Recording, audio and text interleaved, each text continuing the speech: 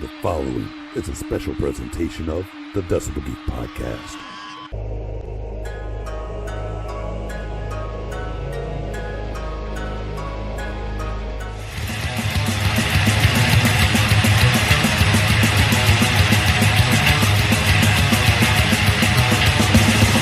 This is the Decibel Geek podcast with Chris Czynszak and Aaron Camaro.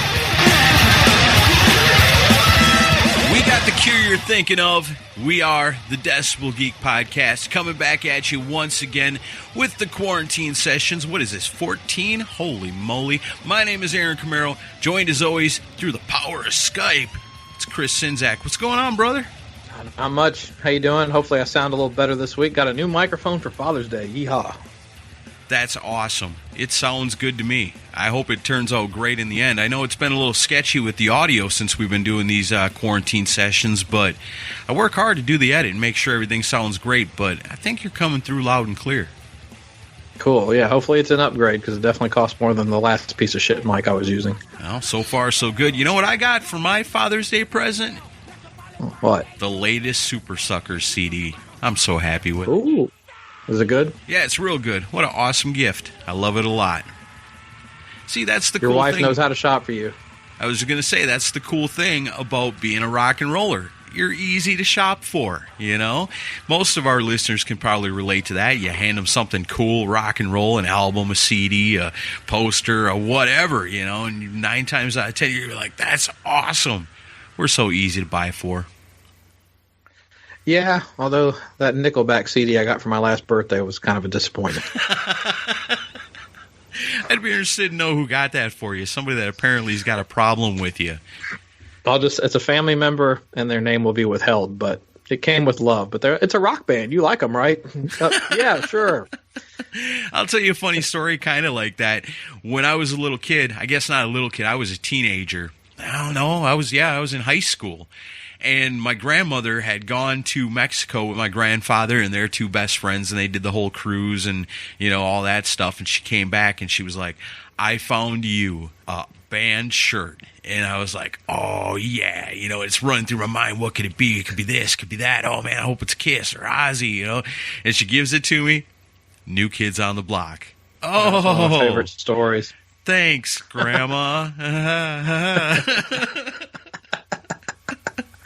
She's got the right stuff. Come on. Yeah, well, her heart was in the right place. I remember another time, too, she had some kind of soap, and it was called Poison, and she was like, you like that band, don't you? Like, that was their soap. My grandma was so awesome. It's funny you mentioned that because last week I saw that Rachel Bolan from Skid Row launched his own line of soap. Oh, nice. There you go. I'll have to pick me up some of that in memory of my grandmother. She would be so proud. All right. Well, we're doing the quarantine sessions once again. You know how this goes. We take our listener questions, we answer as many as we possibly can, and we always do it while having a special awesome guest, and today is no different. But before we get into all these awesome questions that have been submitted to us, we got to take a break to take care of our business. And our business is iTunes reviews, Podchaser reviews, Facebook recommendations. It's our favorite thing, in case you didn't know, and we love them a lot. We've got one right here. It is a Apple Podcast review. Wow, this one's from France, and it's all 5 stars. Decibel Geek remains one of the best, if not the best, hard-rocking podcasts out there. You get amazing interviews, in-depth analysis of albums, and much, much more. Not just a podcast living in the past, they also talk about new acts, which is a definite plus. As a Loan in his early 40s living in France, Decibel Geek also transports me back to the U.S. for the length of the podcast. I've really been digging the quarantine sessions. Keep it up, guys, and cheers. That comes to us from Zavicki Nix via Apple Podcast from, like I said, France. I guess Loan, that must be a foreigner in France, right? Is that how that works? I don't know. That's pretty cool that he took time to listen to our show because he does, after all, live where the naked ladies dance. Oh, yeah. And if I learned anything from Guar, it is when you are from France, you pull down your pants. So pull up your pants, and thanks for that awesome review. That was kick-ass. If you guys want to leave us a review and hear it read on the show, because that's how we like to show our appreciation, you go ahead. Any one of those 3 routes right there is the perfect way to do it. And you know what? We'll shout you out on the show for it because we appreciate it so much. And you know who else we appreciate? Our Geeks of the Week. Yeah, Geeks of the Week this week are Eric Senzak, that's my brother, Paul Smith, Mike Parnell, Lee McCormick, Matt Ashcraft, Keith Rockford, Grayson Gallegos, Wayne Cross, Rock and Ron Runyon, Jay Shabluski, Scott Crouch, Shay Hargett, Bill Elam, Jeffrey Mendenhall, Greg Troyan, Mikhail Burrell, Simon Catt, David Glenn, Andrew Jacobs, Ray Kuhn, Jeff Taylor, Hakon Bergstad, JJ Mack, David Cathy, Ernesto Aguiar, Jared Norlander, Anxiety Descending. What a name. Wow. Eladio, Craig Turtich, Dudley Romantics, Coxie, Body of the Soul JJP, and as always together, the Mooger Fooger. Yeah, we can even do it when we're quarantined from each other. Wow, some cool names in the list this week. Anxiety Descending, Body of the Soul, Deadly Romantics. That's cool. Yeah, Deadly Romantics is a band that contacted us. I think they're going to send us some stuff. Oh, right on. You know, as we're doing right now, we're always looking for unsigned kick-ass rock bands that we can help promote on the show because, I mean, we've got the platform, you've got the rock and roll. Send it to us. If we dig it, we'll play it. Well, Aaron, you want to introduce this week's special guest? Well, we are honored to have today as our guest. We've got an awesome guest today. He's a good friend of both of ours. He's been on the show before. Many of you may know him as the lead vocalist of Thrash or Die, a.k.a. Dr. Fuck. Other of you may know him as a pretty much legendary podcaster or the curator of Vieira's Vault. Without further ado, making his return to the Decibel Geek podcast, our friend and yours, the one and only Ralph Vieira. What's going on, brother? Schmack-a-magob. Ha-ha, yeah. What's going on, guys? Glad to be back, man. And the doctor is back straight from the hospital. You doing okay these days? Yeah, man. I had one of those abscess. Anybody can get them. Yeah. And, you know, my face got puffy. It was 2 Sundays ago. Then Monday it went down a lot, like 80%. I was like, And then Tuesday came back. Then Wednesday it got, like, really bad. So I called the hospital, called emergency, and they said, no, we're going to turn you away. You got to come tomorrow at appointment because of this COVID shit, you know? Wow. So waiting the next day got like so much worse. It reached my lip and my throat. And you know, and when I got there, they said, all right, we're going to drain it out. And then tomorrow you're going to have to get a tooth pulled. You'll come back tomorrow to the dentist tomorrow and get your tooth pulled. I go, okay. And then when they did that, all my vitals, my pressure went sky high. So I had to stay in the hospital. Oh, damn. And, yeah, that's why I had to stay in the hospital. It had nothing to do with the assets. It had to do with my blood pressure and stuff. And then the next day they said, you know, you're going to have to stay for 7 days. I'm like, you know, normally it's a drag. You're in the hospital. It's like, I don't want to be here. But let me tell you something. Because of this whole quarantine shit, it was a great change of scenery, man. I dug the bed. You know, I could recline up, down. I was watching all these TV shows because I never watched TV. Well, you know, catching up, you know, to show you how long I haven't watched TV, I discovered 3 Men and a Boy. What was the name of that show with Charlie Sheen? 3.5 Men. Oh, 3.5 Men and a Boy. That's an illegal porn. Yeah. But man, was that show funny? I don't know if it was because of you know, all the drugs they had me pumped in, but I was cracking up watching that damn show. That's awesome. And I had a good time. But the thing is, like, a miracle happened overnight. Like, all you know, my blood pressure went down, and they tested me for, like, you know, 10 more hours, 12 more hours. And they said, shit, you can go home. So I only spent 3 days in the hospital. I was supposed to be there 7. So, but, you know, I still was not in the greatest shape. They gave me a lot of medication. I've been being a good boy all week.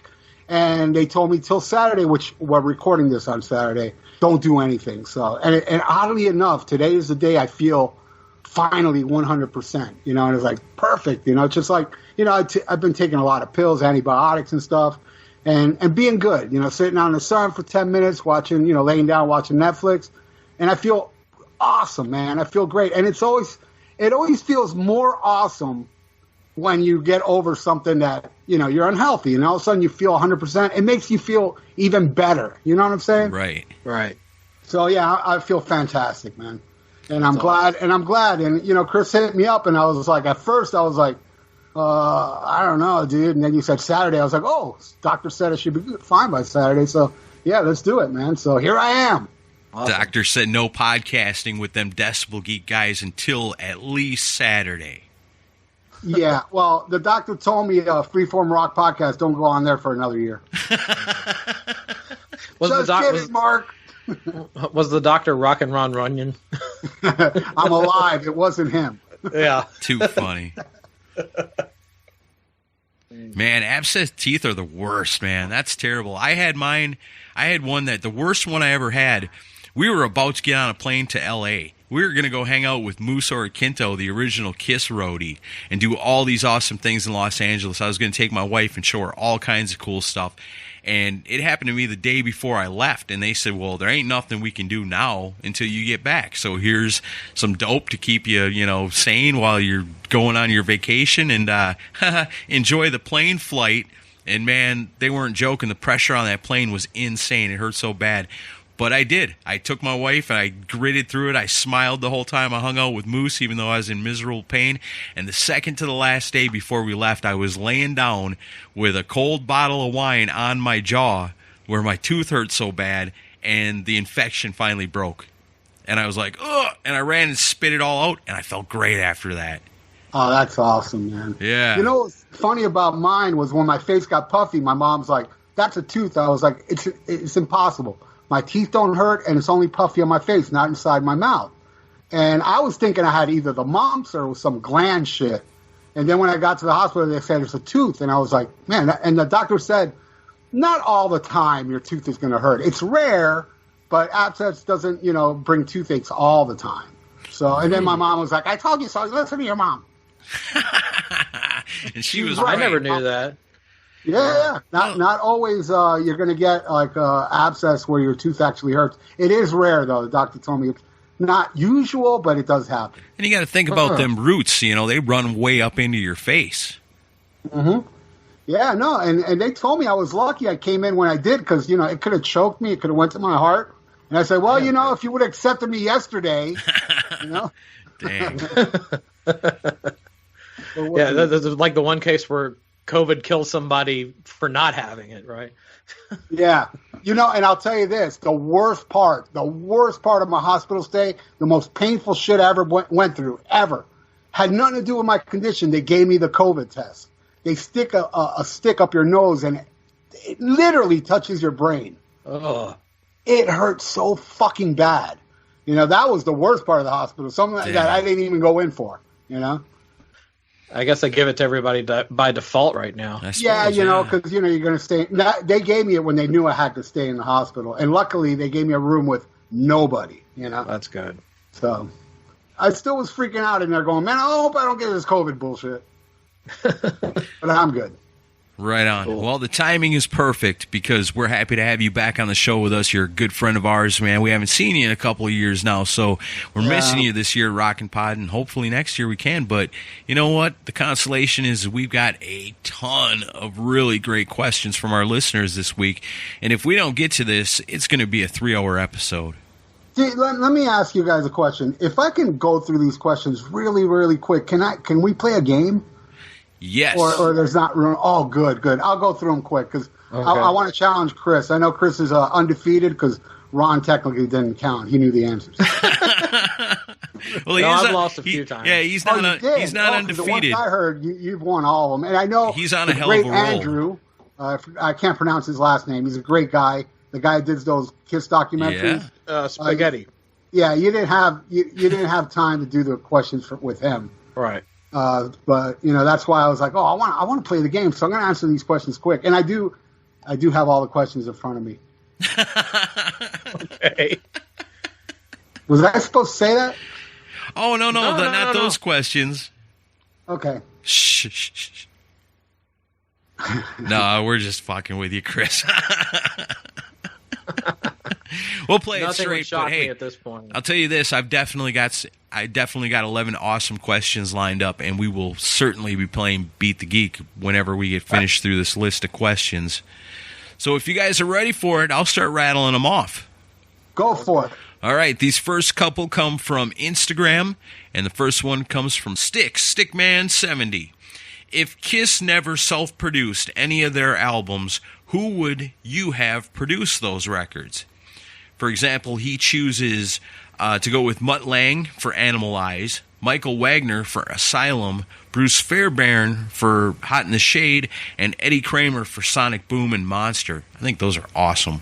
Yeah, hard to argue with those choices. I especially love Michael Wagner for Asylum. I think that would be perfect. That's the one that really jumped out at me. It was like, wow, that would have been so good.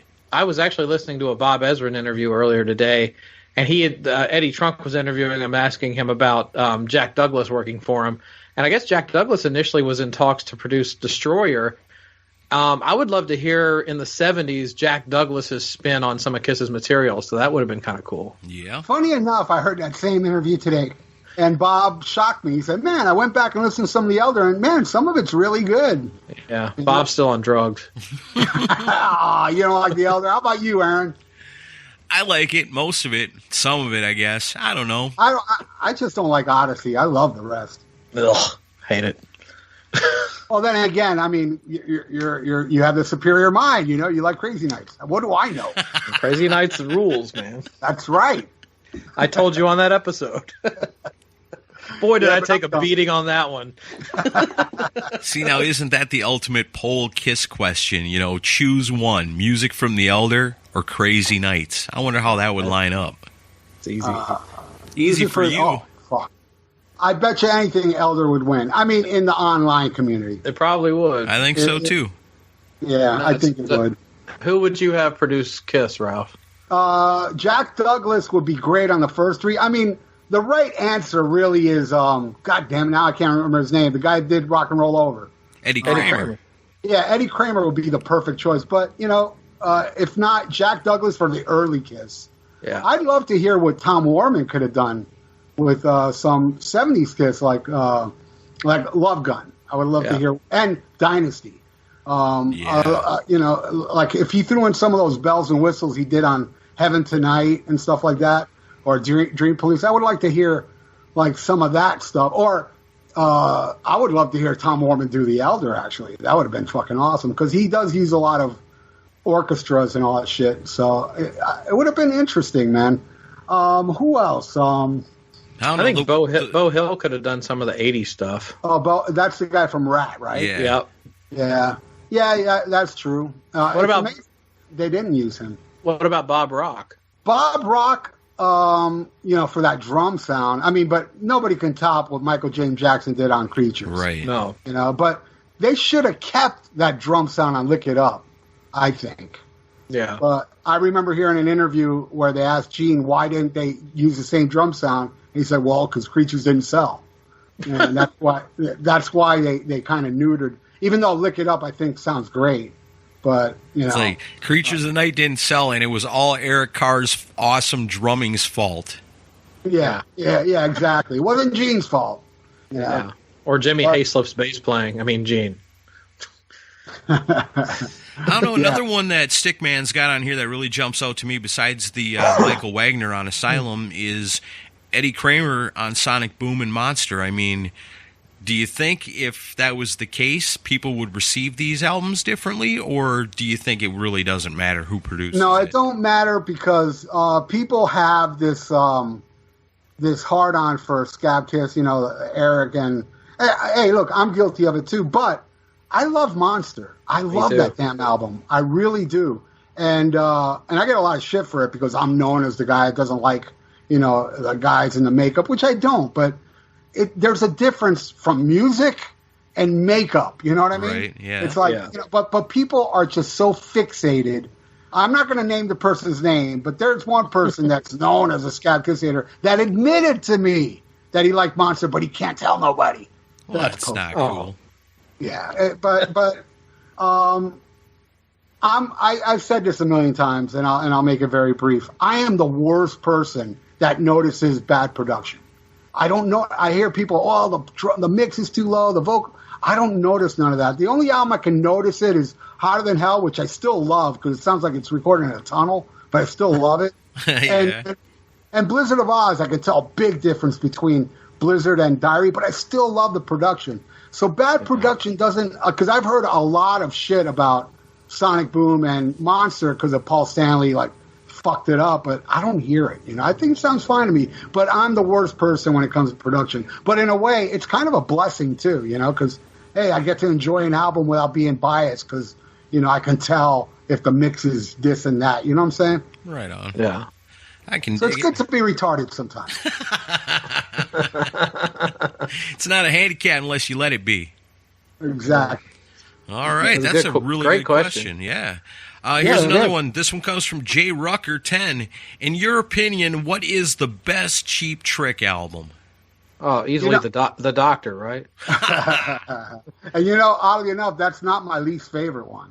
Oh, my least favorite is one that's loved by a lot, Standing on the Edge. I don't like that album. Oh, I like that record. I don't like the Doctor that much, but I just like Standing on the Edge more. I would say, man, it fluctuates between the first album and Dream Police a lot. As of now, I'd say the first album, but sometimes it's Dream Police. But those two in the middle are just great as well. I love In Color and Heaven Tonight. I've heard a lot of people say, "Oh, I prefer the Budokan versions." I don't, man. I mean, I love the Budokan versions, but I love those studio albums, with the exception, of course, of I Want You to Want Me. That's complete crap. On In Color, But the first album, I would say the first album now, but it could be Dream Police tomorrow. Yeah, well, I'm going to kind of tail on that because I thought I pulled out the CDs because I got them all from the early days, and because that's my favorite Cheap Trick stuff. And I looked at them all. I was like really looking at the songs and everything, and I just barely had to go with Dream Police. But I love them all. I really do. It was kind of a hard choice, but I just went by. Dream Police is pretty much a perfect album. There's not a bad song on the whole thing, and some of the other albums have spots where they're a little bit weaker. Different songs that aren't quite as good as the rest, but Dream Police is a perfect album. It is. I mean, it has a lot of bells and whistles, but it works. I'll make it a hat trick. Is Dream Police, because it's the one I go back to. I'm not a giant Cheap Trick fan, but for the albums that I go to, that's the one I go to the most. Oh, my condolences. Yeah. Should get that looked You at. and Ken Mills giving me shit for not liking Cheap Trick. I like them. I just don't love them. No, I don't. I ain't gonna give you no shit. That's cool.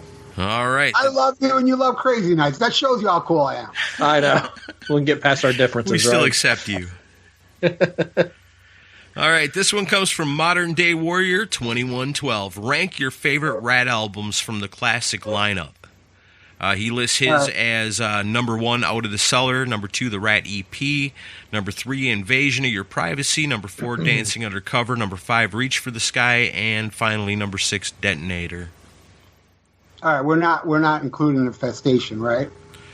No, I guess not. Just like the first ones. I don't know. I pretty much put them in. I don't really know the Rat EP. I just know the main albums, and Out of the Cellar is definitely number 1. The first one's the best one, I think.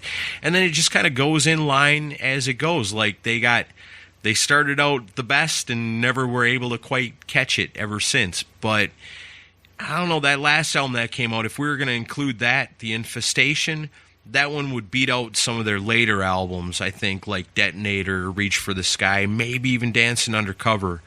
But, Out of the Cellar, number 1 for me, for sure. I mirror that. I mirror that whole countdown you just did. I mean, I feel like that EP and the first album are just killer, no filler, and then after that was good songs. I Love You're in Love, Lay It Down, Slip of the Lip, Body Talk. They had good songs, but it was just, there was an infestation of filler on those albums. Yes. And Reach for the Sky and Detonator was like, I don't even remember I liked anything off that, and it was very long, I remember. There's some good stuff on Detonator. I love Detonator. I think it's great. Wow. I don't know. Shocking. I don't know that you're being a sarcastic there. I don't think it's the best thing they did, but it's probably the one I go back to the most. I don't know. I love Desmond Child. I love a lot of the stuff he did for other bands. And I still think Giving Yourself Away is a great power ballad. Now go ahead and throw the tomatoes. I don't care. As far as power ballads go from bands of that era, it actually is pretty good. Yeah. Even though Steven cannot sing a power ballad to save his life. Yeah. Neither can I.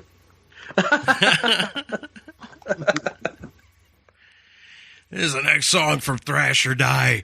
It goes out to you, Sheila. Yeah. Sheila, I love you so. Now suck these nuts. Yeah. I want to make love to your mouth violently. All right, well, that wraps it up for the Instagram. Let's roll into the Twitter, starting it off with our good friend Ray Kuhn from the band Dawn of the Rising. You know what? I was just listening to that EP again yesterday. It's damn good. If you guys haven't checked that out yet, do it. And if you didn't see the video that they came out with not too long ago, Ray's actually wearing a Decibel Geek t-shirt in their official music video, which I find to be badass. It's beautiful. That's awesome. I need a link to that. I want one. You got to check out this band if you haven't heard them before. They're freaking awesome. Well, I'm talking about the t-shirt, but I'll check out the band too. Yeah, Right well, go ahead and plug Click T Shop because they're now handling all of our merchandise. That's right. on. Click T Shop's where it's at. If you want to be cool like Ralph and wear a Decibel Geek t-shirt, that's where you can get yours at too. Ray Kuhn says, hey guys, hope all is well. Do you guys think Rush will ever play again without Neil Peart, or like maybe with Mike Portnoy from Dream Theater, maybe? I know he's probably the only one who's close enough to be qualified and skill levels there. What do you guys think? You think Rush will ever do it again? And if they did, who would play drums? I hope they don't. They won't. Rush is like, talk about the most band with the most integrity. Rush. I mean, look, they lost me in the 80s, but I still respected it because they're a band that like, look, whether you like it or not, we're going to do what we want. And they lost me after, with Power Windows and stuff. But those albums they loved, and they loved doing it. And they ended it when they said they were going to end it. I honestly believe if Neil would not have passed away, they would have stayed retired. Yeah. And I doubt with a passion they would ever reform. And if they do, it'll probably be like a tribute to Neil or something like that. But as far as like being a touring entity, no, I doubt it. I seriously doubt it. Rush is in the Rock and Roll Hall of Fame, right? Oh, yeah. Yeah, so they wouldn't have no reason to play live for something like that because they're already in it. But I heard an interview recently with Alex. He hasn't picked up the guitar since Neil passed away, Yeah. So, yeah. And they're not young, so who knows if they're ever going to do anything ever again. It would have to be something special. I'm just so glad I got to finally see them live before they hung it up. Yeah, I saw them several times, man, and they were always exceptional live. I miss Clockwork Angels is still my favorite Rush record. Wow, that's really cool because I love that album. I think it's a great way to end. The Garden is what an amazing song to end the career with, Yeah, beautiful, incredible. Beautiful. Yeah, I love that album. That's a great album. All right, Ray Kuhn's got one more question, if it's cool, and it is. Do you think KK Downing will ever play with Judas Priest again? No diss on Andy Sneap. He is awesome. Just a longtime fan, and I want to see it happen. That one I think you got way more chance of seeing one day than you do of Rush playing again. I think it'll happen eventually. I agree there, but man, the thing is that, have you read his book? Yeah. He wasn't so nice to the manager. Managers pull strings. So if he ever does rejoin Priest, boy, man, she's going to have to suck it up, because, it's quite obvious, if you keep up with Priest, she's the one that pulls the strings in that band. It's kind of like a Sharon Osbourne thing, you know what I mean? Yeah. So she'd have to say yes, That's Glenn Hughes' wife, right? Yes. Oh, wow. Yeah. No, I mean Glenn Tipton's wife. Or a guy like Glenn that's totally Glenn different. Tipton. Duh. I was going to be like, wow, what a small world. It's the beer talking. I'm sorry. Too funny. Coxie wants us to send Ralph his best wishes after his health scare and hopes you get better soon. And guess what, Coxie? Your wish has come true because Dr. Fuck is in the house and he's feeling great. Thank you so much, Coxie. I really appreciate that. All right, here's one from Hakan Bergstad. Summer vacation time, and I'm going on a road trip. What I want is good suggestions for hard rock songs to put on my playlist. I've got Deep Purple, I've got Led Zeppelin, Kiss, and Steely Dan covered, but I need more cool songs to make my drive through the Norwegian countryside more rocking. So what do you think? You got Deep Purple, you got Zeppelin, Kiss, and Steely Dan. What else does he need? What other bands does he need in there? Black Sabbath. I was going to say, obviously, the first one that comes to my mind also, yeah, Black Sabbath, definitely. I'll go a little newer. I'll say some hardcore Superstar and my favorite band out of England called Massive Wagons. Listen to either of those. Well, yes, that doesn't really fit the playlist, though. He said classic. Well, they sound classic. Yeah, I guess so. All right, that works. Stained Class by Judas Priest. How about that? I'd say Priest. 70s Priest is another must. Yeah, early Priest. I was going to say the first couple Iron Maiden albums with Diano would fit in there. Some Bon Scott, AC/DC. Shit, yeah. There you go. Yep. Now you're rocking through the Norwegian countryside. No problem. You're welcome. Speaking of which, I taught myself how to play Hell Ain't a Bad Place to Be recently. It was so fun to play. Yeah. Right on. Love that song. Hell yeah. All right, now we're going to roll on to the Facebook questions, and they are aplenty. And it starts out, I say it starts out because this may be the first of many, because Matt Wellersdick has got an inquisitive mind, and he wants to know many a thing. And I'm sure we're going to answer many of his questions today. These are hard questions, man. We're going to start with this one. You have to replace one original member of Black Sabbath with one original member of Motley Crue. Which members do you swap? That is crazy. That's insane because, to me, like, the greatest drummer ever is Bill Ward. And to me, the most talented guy in Motley Crue would be Tommy Lee.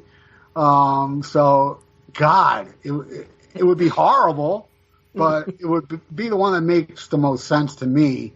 But I wouldn't like that to happen. But shit, what can you do? I ain't going to replace Tony Iommi with Mick Mars. Come on. Nothing against Mick Mars, but Tony Iommi is Black Sabbath. You know what I mean? Yeah, see, that makes it impossible. No. Can you imagine for just a moment Vince Neil transported in time as the lead singer of Black Sabbath? No. You know what's even more mind-blowing? Nikki Sixx as Geezer Butler. No. Ouch. Can't do it. Impossible question. All right, here's one. It's from Greg Van Voris. He's got a couple of questions. One, did you ever buy a Rock Band t-shirt from Metal Edge or any other magazine? And did it live up to your expectations? He's saying he bought a Poison t-shirt and it was shit. The logo was dark green. The band pick looked like it was printed on a dot matrix printer. I never tried to buy another one. You guys ever order t-shirts back in the day out of Metal Edge? Not from magazines. No, I never did. I don't think I ever bought a T-shirt other than concerts till I started to get online. But all the T-shirts I bought before the internet was concerts. I'd buy them at concerts, and at record stores, Specs and stuff. Right. I probably bought a shirt here and there. But I never ordered a shirt before the internet online. We used to have a place in Wisconsin in a city called Stevens Point called Hat City. And it had all kinds of different rock T-shirts on. And looking back on it now, I'm pretty sure they were all bootlegs. But that was the place to go because, they had just a massive selection of all these different bands and all different sizes.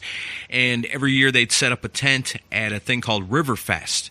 And I'd go in there and look at the Kiss T-shirts and the Ace Frehley T-shirts and I'd spend the whole day in there. My brother would be out on the rides and playing games, and I'd be in that tent just looking at all the different band T-shirts. And otherwise, you'd have to wait for him to show up at Pomida. I got a Warrant T-shirt, Blood, Sweat, and Beers tour at a Pomida in Merrill, Wisconsin. But I never ordered one out of a magazine. Yeah, neither did I. Yeah. I remember in 1980, I bought Black Sabbath Live at Last because you couldn't buy that in a store. And I bought that through a magazine, and it took 6 months for it to arrive to my house. Wow. I thought I got ripped off, and when it came, I was like, "What the hell is this?" I was like, "Oh my god!" I forgot it's been almost half a year. Wow. But that's I think that's the only thing I ever bought off of a magazine. Oh, and a bootleg VHS, a Born Again tour. You just didn't know that Vinnie Vincent was in charge of their shipping department. No, he wasn't because I got it. Right. Talk about back before the internet. That's even back before tracking numbers. Yeah. Yeah, true. All right, and Greg says, question number 2, have you ever heard of the band Cats in Boots? I got lost down a wormhole that included them and Dirty Looks this week on YouTube. So I looked up their album on Spotify, which has 2 copies of the same album, and I couldn't listen through it because of the production. Some songs super loud, some songs super quiet, some muffled. Your thoughts? I guess Greg doesn't listen to the show. We love I Cat. vaguely remember the name. I love Cats in Boots. They're an awesome band, and I think I've got the solution to the problem here, because I actually know Cats in Boots is a great band. I've got the CD Kicked and Clawed right here on my shelf, and it's one of my favorites. I think it's one of them bands that, had they come out a year or two before when they actually did, they probably would have been way bigger than they were. But, you know, as far as good hard rock bands from the early 90s that were coming up, trying to come up in the wrong time, these guys were really, really good. But they have a debut album that's called Kicked and Clawed, and there's nothing wrong with the production on that. It sounds fantastic. As a matter of fact, Toby Wright, I believe, mixed the album, if I'm not mistaken.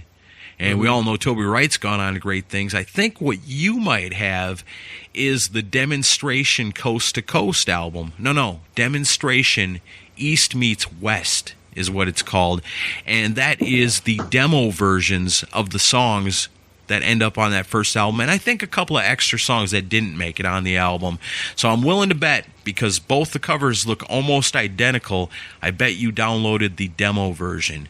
And sadly, I think that's the only Cats in Boots album there is, other than that demo version of that. So check out the other one. It's called Kicked and Clawed. It sounds fantastic. The songs are all really good.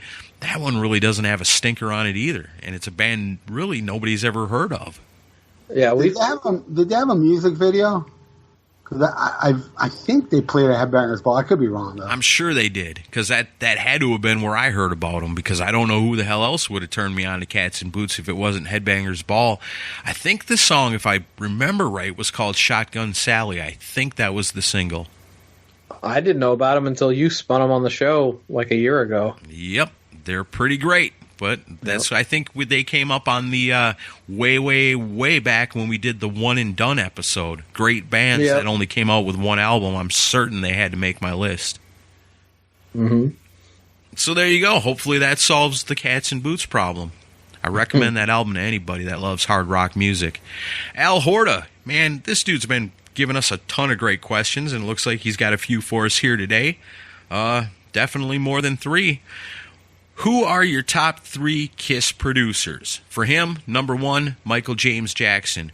From the 4 new songs on Killers, Creatures of the Night, and Lick It Up, he's got such a killer sound.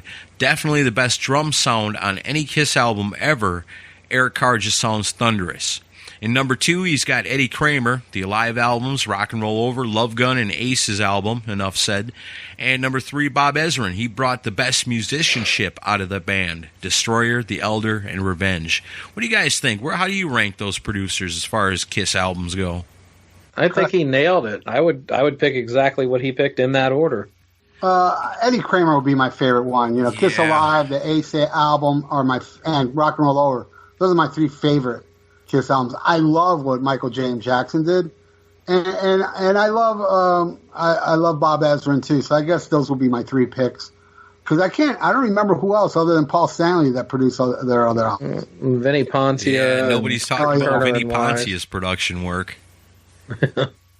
He didn't make the top 3. But definitely Eddie Kramer would be my favorite one. And those demos, you know. I mean, I love the demos more than what ended up on the first 3 albums. You know? Yeah, and that's cool. That's something that maybe a lot of people don't know about. But the demo versions of the songs before the first album, the sessions done with Eddie Kramer at the Electric Lady Studios, those are freaking awesome. I almost prefer the demo versions to what ends up on the first Kiss album. So if you can get online and check those out and you've never heard them before, I think you're really going to like it. Yeah. Yep. They're awesome. I got to agree with Ralph. I'm going to go Eddie Kramer, number 1, Michael James Jackson, number 2, Bob Ezrin, number 3, and we don't talk about Vinnie Poncia. And I love Dynasty, though. I do too. Though I don't like Unmasked, but I love Dynasty. I always think about Unmasked went too far. Dynasty was just kind of teetering on the edge of it. It still rocked. All right. Which hair band do you think weathered the storm the best going into the 90s? He would say Guns N' Roses, Van Halen, and Bon Jovi, although some would say GNR and Van Halen aren't hair bands. I mean, Guns N' Roses, Van Halen, and Bon Jovi did survive it pretty good. I mean, who else really did? Def Leppard did pretty well. Yeah, they kind of fell off, too, because, I mean, that was a big change for them around that time. I mean, they went from hysteria, and then it just got further and further away from what, I don't know, me personally... Well, that's always been my problem, Def Leppard. I love the first two, and everything since has been further and further away from that.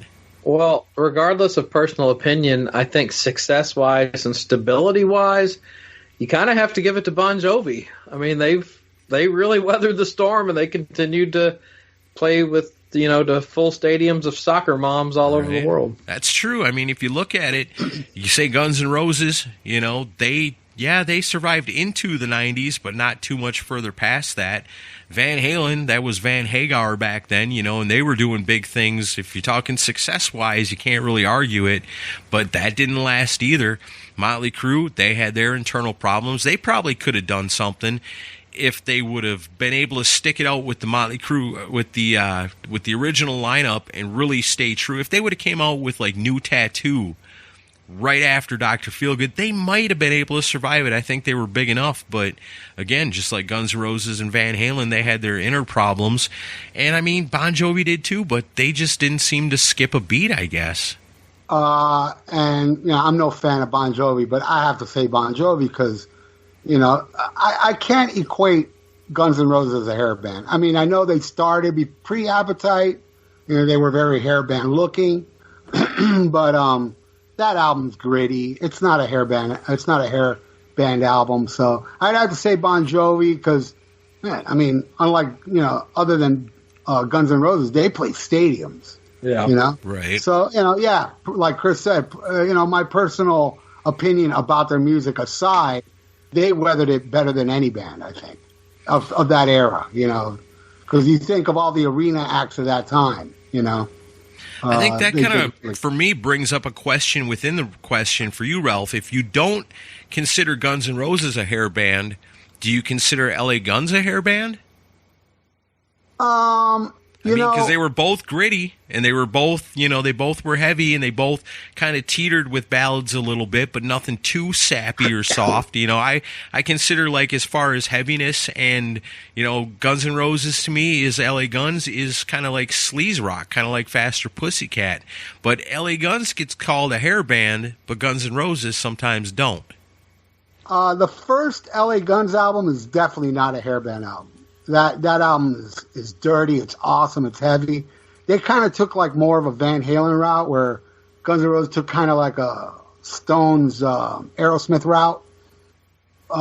So yeah, I wouldn't equate that. But honestly, when it comes to LA Guns, I kind of like lost touch with them afterwards because, they kind of, the next album was pretty good, but it had like, there was a few songs they didn't like off it. And, what was the Ballad of Jane? That was kind of a power ballad. Yeah. Where the power ballad on the first album, I forgot the name of it, but it wasn't really your typical power ballad, Right. Okay. That makes sense to me.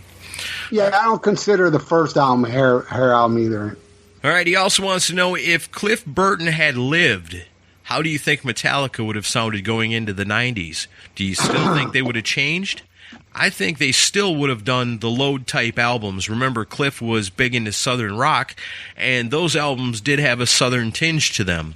I don't think he would have let them cut their hair and wear suits from the album pictures, though. He would have slapped some sense into them on that decision. He would have looked the same with his denim jacket and bell-bottoms. I've always loved Cliff's I don't give a fuck attitude. What do you guys think? What would Metallica in the 90s have been like if Cliff Burton would have still been alive and a big part of that band? Well, I don't know if he would have agreed with the Load stuff, but you got to remember, and a lot of people don't remember or don't even care to know facts, because I know it's very unpopular what I'm about to say, but it's a fact. It's a fucking fact. In Metallica, you had three guys that were metalheads, and, they bordered on, punk, Discharge, Misfits, stuff like that. Man, Cliff was into ZZ Top, Blue Oyster Cult, Leonard Skinner. I mean, if anybody had more a musical variety, was Cliff Burton. He loved Thin Lizzy.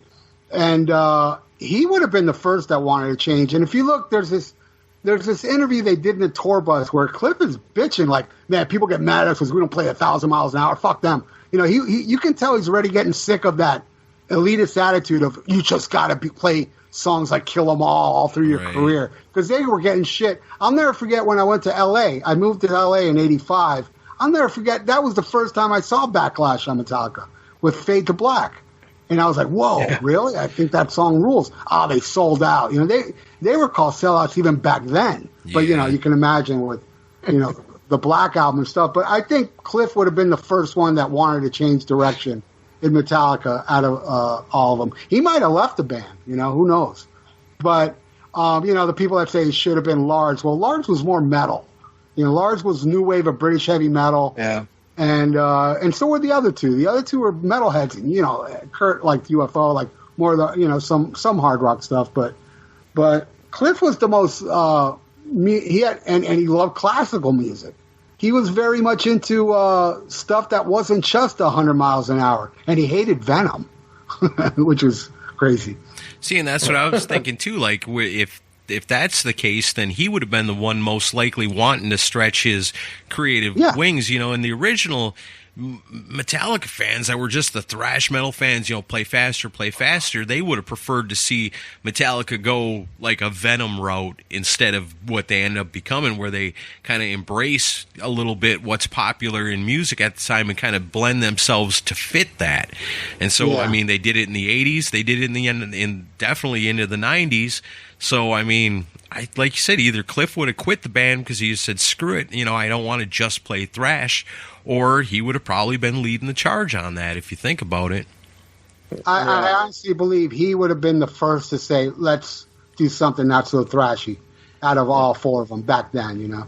But then they kind of grew out of it too a little bit, so they finally caught up, you know. But Cliff, even back in the 80s, you'd see shirts, him wearing Skinner shirts and Blue Oyster Cult shirts, and this is a thrash band. It was like, you didn't wear shit like that. It had to be Slayer or Venom, you know. Right. But yeah, you know, I think a lot of people don't realize that Cliff was much more versatile. And I think, and I'm not saying this because he died, but I think if the Metallica would have changed with Cliff, it would have been way more interesting because he had a great melodic nature to him. My favorite Metallica song of all time is Orion. And that shit he does in Orion is so melodic and so awesome in the middle, the bass stuff. It's just, I think it would have been interesting if they would have went the non-thrash route with Cliff being part of the songwriting team. I think it would have been musically much more interesting. Wow. And I think that I agree with everything you guys say, and I think they would have gone more experimental. And in fact, I think there would be Jazz Odyssey, and they would do a musical called Saucy Jack, and it would all have been Cliff Burton's fault. And there they go, ripping off Spinal Tap again with a Black Album, then Saucy Jack. Uh-huh. Exactly. All right, our next question comes to us from John Phillips. And, Doctor, this one's for you. He says, I hope you're feeling better. Have you spoken to your ex-podcaster since the breakup? No, I have not. Me and Ian have not spoken to each other, and I will go on the record to say that he's a great guy. It's just it didn't work out between. Shit happens, man. And I think he's a very talented, funny guy. And I knew he was going to do just fine without me. And I wish him all the best, man. So I have nothing bad to say about the guy. But, hey, man, shit happens. And, it's like a divorce. You don't want to, talk to your ex-wife, So, and I'm sure he feels the same way about me. So I respect the guy. I love him. And I think what we recreated was I still stand by it. We were the best. But, it just, all the good things must end, So I wish him all the best. But, no, I haven't spoken to him since now. Chris, we're never going to get a podcaster divorce, are we? I certainly hope not. Oh, me too. I'm not planning on it. You guys are all right. You both drink. See, I was the sober one. But sober guys and drunk people break up. Oh, yeah. That's true. Yeah, as long as we both keep putting out, I think we're good. Quality content. Yeah, I do miss having sex with them. That I'll admit.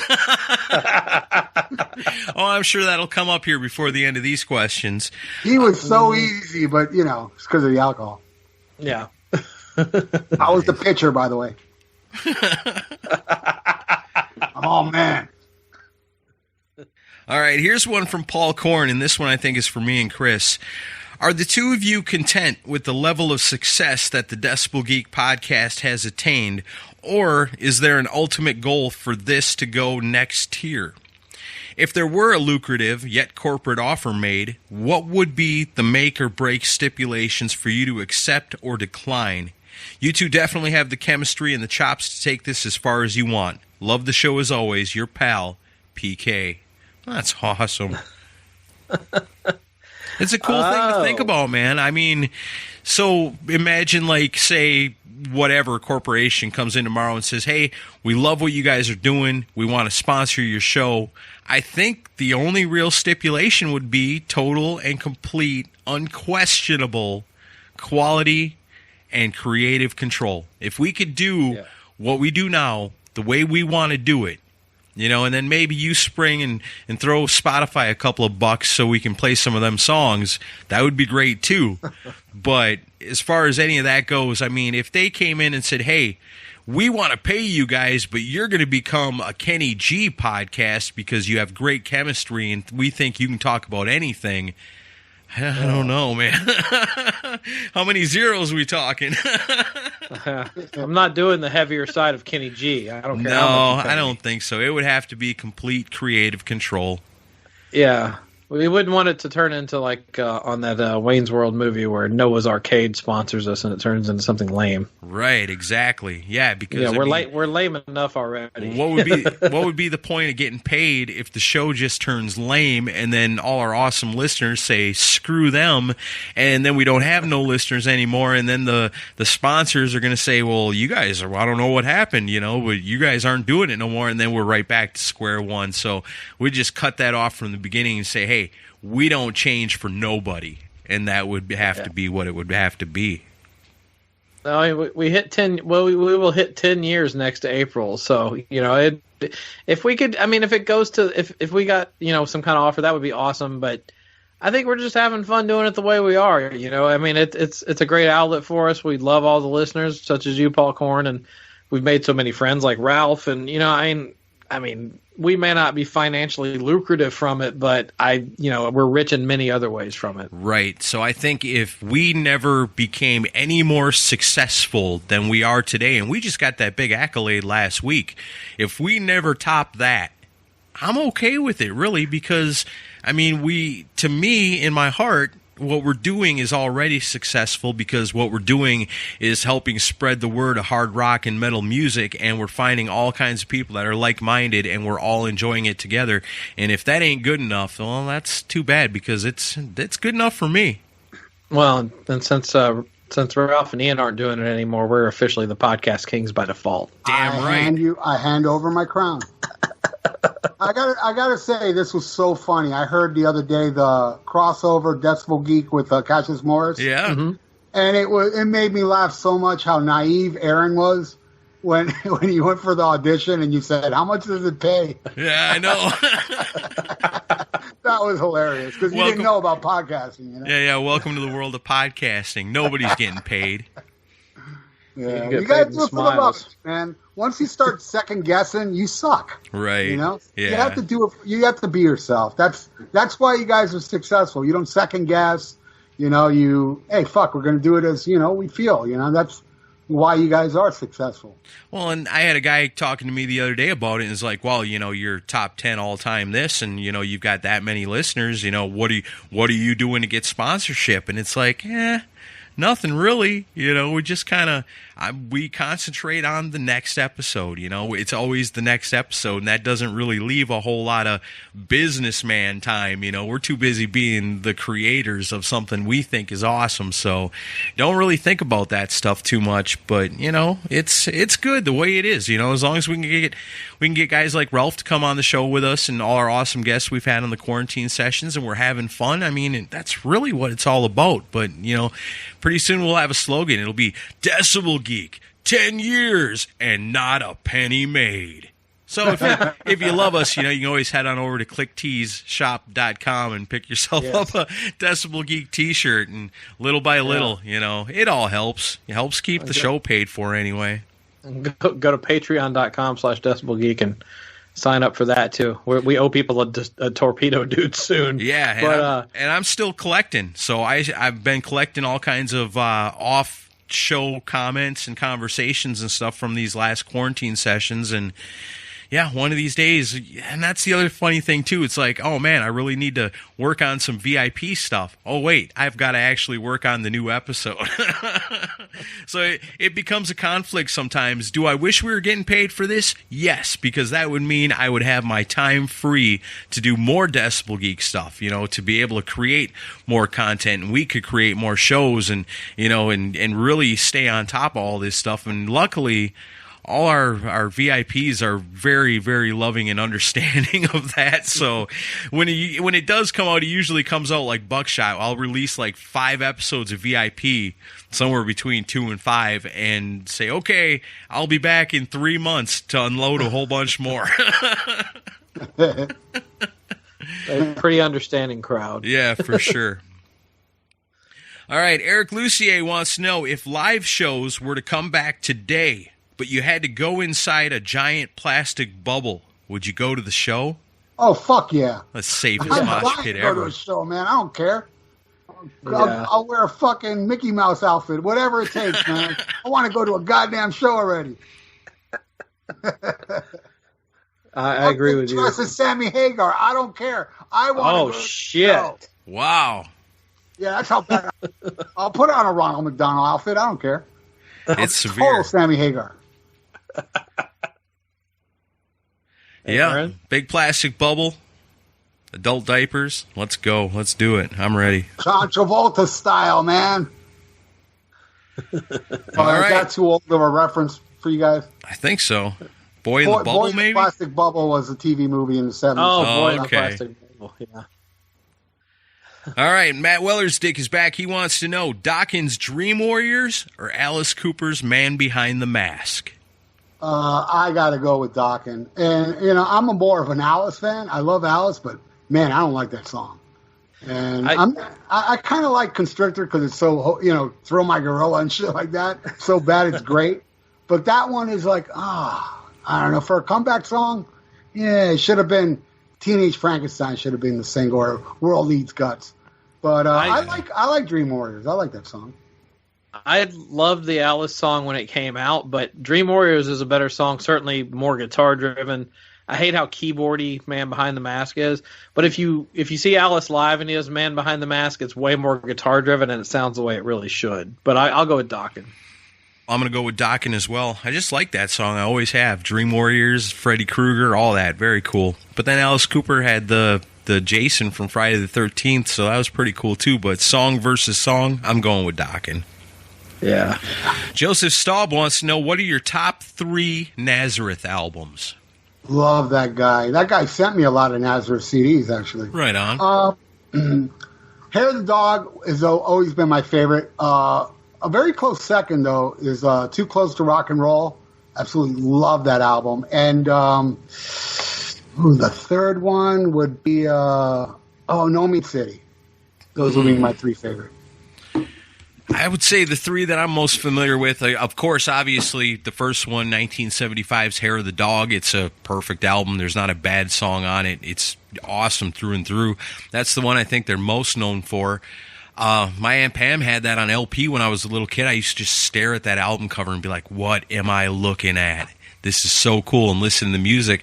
But the only other 2 Nazareth I'm even kind of familiar with is Razmanaz and Loud and Proud. And those got some great songs on them too, but I mean, you just can't top Hair of the Dog. It's their number 1 album for a reason, I think. But I do need to dig in because they've only got like 100 some albums that I could be checking out.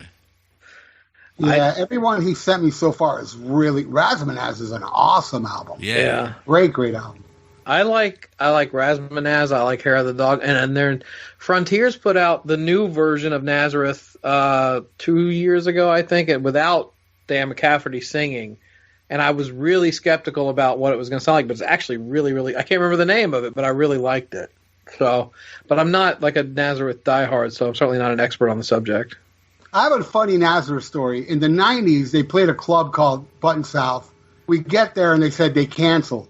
We walk in, they're getting drunk in the bar. Wow. They were actually there, but they canceled. They wanted a drink instead. That's so Nazareth. Yeah, that's right. Come to the Button South and get drunk with Nazareth. Yeah, there you go. All right, Joe Jenkins says, the 3 original Kiss albums have amazing songs, but their sound lacks punch. If you were going to re-record one of these albums, which one would it be, and how would you change it?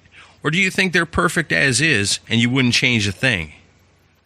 I wouldn't change Harder Than Hell, and I wouldn't change Dress to Kill. I love the way they both sound. The first one, I want Eddie Kramer to do it. Yeah.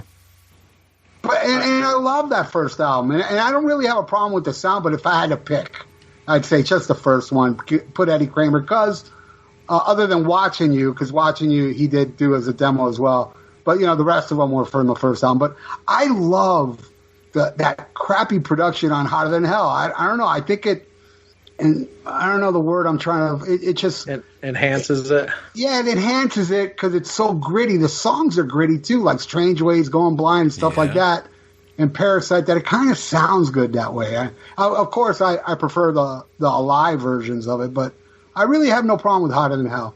Well, and I think that's the cool thing about them first albums is that the production isn't that great, and it kind of goes with the timeline of Kiss. It's before Bob Ezrin. You know what Destroyer ends up sounding like. It's this over-the-top and orchestras and all this shit thrown into it. But before that, before Alive, Kiss was just kind of an up-and-coming band that at the time was really kind of lucky to have 3 full-length albums out. And so when the quality of those albums aren't perfect, like, say, Love Gun, you get that later on, that's way more slick and polished than what you get on the first 3 albums, but that's for a reason, because Kiss had advanced to that point. So I think there's kind of a charm with those first 3 albums sounding as raw as they do, is because Kiss was a raw band, and that's how they should have sounded. So I don't change nothing. Yeah. Yeah, you know what? I wouldn't either. I mean, the only reason I would pick the first Kiss album is because, sometimes for the longest time, my favorite was Hotter Than Hell from the first 3. Now it's Dress to Kill. That's the one I listen to the most. But if you really get down to it, the first album is like a greatest hits. It has the best songs. Yeah. You know what I mean? So I think with a different production, it could have made it better. That's all. But I wouldn't change nothing about Hotter Than Hell and Dress to Kill at all. If I'm playing around, I would have Bob Ezrin do Hotter Than Hell just to see what it would sound like. But I'm the fact that we got most of these songs on Alive kind of helps balance it out to where there's a place for those first 3 and they're fine.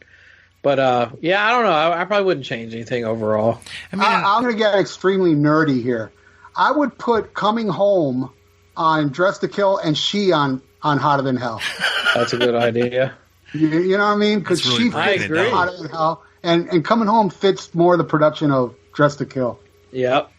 That's good thought. A Kiss nerd. All right. Let's see. Aaron Baker, our good friend, he wants to know, Dio solo or Ozzy solo?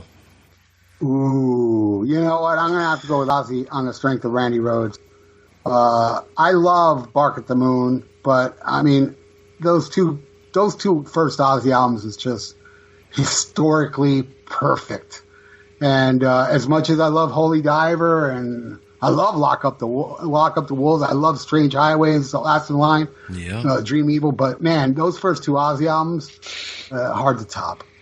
That is hard to top. If you're looking at a discography versus discography and one you can never listen to again, I don't want to live without them first few Ozzy albums. And even, all the way up until No More Tears, especially. I wouldn't want to live without any of that stuff. And I think if I really had to choose, and I love everything Dio's done. Every album Dio's ever come out has got a majority of the songs on it are for me. I dig it a lot, but I just can't give away the Ozzy. Yeah. It's hard, though. Because Dio, I think Dio aged better into the 90s than Ozzy did, but Yeah, I mean, there's just too much iconic stuff from Ozzy, from Blizzard going forward through the '80s that you kind of have to go with Ozzy on that one. Yeah. Just goes to show, Dio's technically a better singer, but it doesn't matter at the end of the day, does it? It's about the songs. Exactly. Yeah. All right, Aaron also wants to know, how did Ralph come up with the name Thrash or Die? Wow, I don't remember. I don't. Now I remember. It was because, Thrash or Die initially, well, some people still say it's a joke band, but initially our goal was to do a split, with another band. There's a band down here called Hellwitch. We wanted to do a split where we wanted to write songs about thrash, like Thrash for Breakfast, stupid shit. And that's how I came up with Wake Up Smell Thrash. That's the only song that survived our silly, jokey shit. And we came up with Thrash Attack first. And then I was like, I hate it. And then my guitar player found a cover band, of all things, in Orlando called Thrash or Die that disbanded. And I was like, oh, my God, that's perfect for our jokey shit, Thrash or Die. Yeah. So, yeah, that's how we came up with it, yeah. Right. And now there's as far as I know, 5 people with tattoos of Thrash or Die. It's we're in movies. We're in 2 movies that feature Lemmy, and bootleg shirts. I mean, it's my goal is to release a single and a split and play this local club called Culture Room, and we ended up headlining in front of 8,000 people in Columbia. So Go figure, And then Chris had just shared a thing earlier in the week where somebody was doing a reaction video to Wake Up and Smell the Thrash. How cool is that? That was awesome, and he loved it. He was so into it, and I was like, "That's awesome, man." I haven't watched that video forever, and I watched that reaction. I had to go back and actually watch the actual video. Man, that video is hilarious. It is fun. It was really weird timing though, because I'm big into reaction videos. I love them, and that guy's somebody I watch regularly. So I start going through his archive, and I'm like, it was right after we got you lined up to come on the show. I was like, holy fuck, he did Thrasher. And I when I sent it to you, I was like, surely Ralph knows about this. So I was kind of surprised that you didn't even know. I had no idea. And I was shocked, and I sent it to all the band members, and they loved it too. It's like, it really made my night. And that was the night I felt the worst, at the hospital. And I watched it and then I had to go to bed, but I got on my phone and sent it to everybody in the band. Dude, check this out. Somebody reacted to our video. And it was so cool how he explained at the end how much he loved every component of it. And it was just so cool watching that. It was awesome. It is very cool. Yeah. All right, Matt Weller's Dick's back. He wants to know, Tony Iommi or Richie Blackmore? Tony. Black Sabbath is my all-time favorite band, and I'm going to go with Blackmore. Wow. I know it sounds insane, but there's something about Blackmore's emotion. It's like it just pours. Where Iommi does it too. You can hear it in Lonely Is the Word, but man, everything Blackmore does, man, there's just so much emotion in his playing. But as far as music songs, I'm going to go with Iommi. But soloing, man, there's a song on Difficult to Cure that I can't pronounce. It's in German. It's one of my greatest solos of all time. It's just, I don't know, there's just this feel. And, if you look at real early Rod Evans live and in Rock Live, Blackmore was one of the first guys to do the sweeps on guitar, I didn't see anybody do sweeps before then. He's an extremely underrated. You think about the guy that wrote Smoke on the Water. Yeah. Nobody talks about anymore. It's crazy. Yeah, that's true. I mean, it is easy just to say Tony Iommi based on the awesomeness of Sabbath, but yeah, I mean, there is no denying the power of Richie Blackmore. Yeah, he's like in my top 5 guitar players of all time. I love him. I think Richie's a better player, but I prefer Tony's output over Richie's. I can't blame you, and me too. As far as and riffs, I mean, come on, Tony is the master. Yeah, the riff master. Yeah. And then you go into Laguna Sunrise. I mean, it's all acoustic and it's beautiful. I mean, the guy's just not a one trick pony. Right. Tony Iommi's fucking amazing. He's known as the doom and gloom, but man, he wrote some beautiful music pieces too, you know. Awesome. That's a good question. Tough one. It is good. Yeah, it's a great question. Here's another tough one. Better Hulk Hogan movie, No Holds Barred or Rocky 3? It's Rocky 3, but I have a feeling Aaron's going to say No Holds Barred.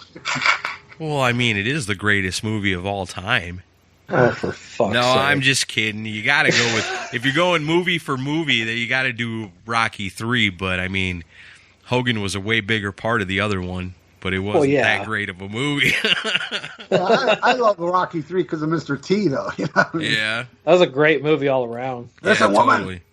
You know, You want to see a real man? Yeah, that scene rules. Want to get a real man? Come over and get your pretty thing around.